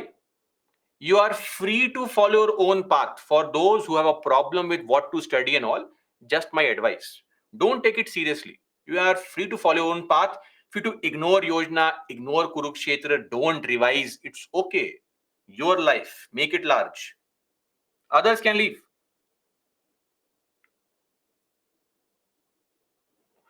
Uh, yes, Sanchit, that can be said. Yes, Kishan, that's true. Pavitra, that's not possible only. You can't revise a newspaper. It's impossible. Be realistic in your plans. That's why monthly magazine has to be revised.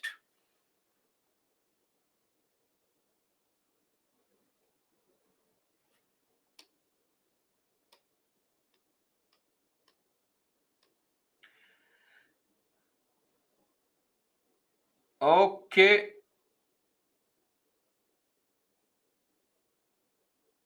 Chairman is Home Minister. Home Minister cannot be a chairman of parliamentary committee. It's not possible. Okay. A minister cannot be a member of a parliamentary committee like this, the PAC. Right. So there are very few parliamentary committees wherein the ministers are allowed to be members. PAC is not one of them. Okay, guys, that is all for me today. Happy Eid. Eid Mubarak to everyone. And in advance, of course. And we'll meet tomorrow. Oh, sorry, day after tomorrow. Till then, that's all for me, guys. Jai Hind.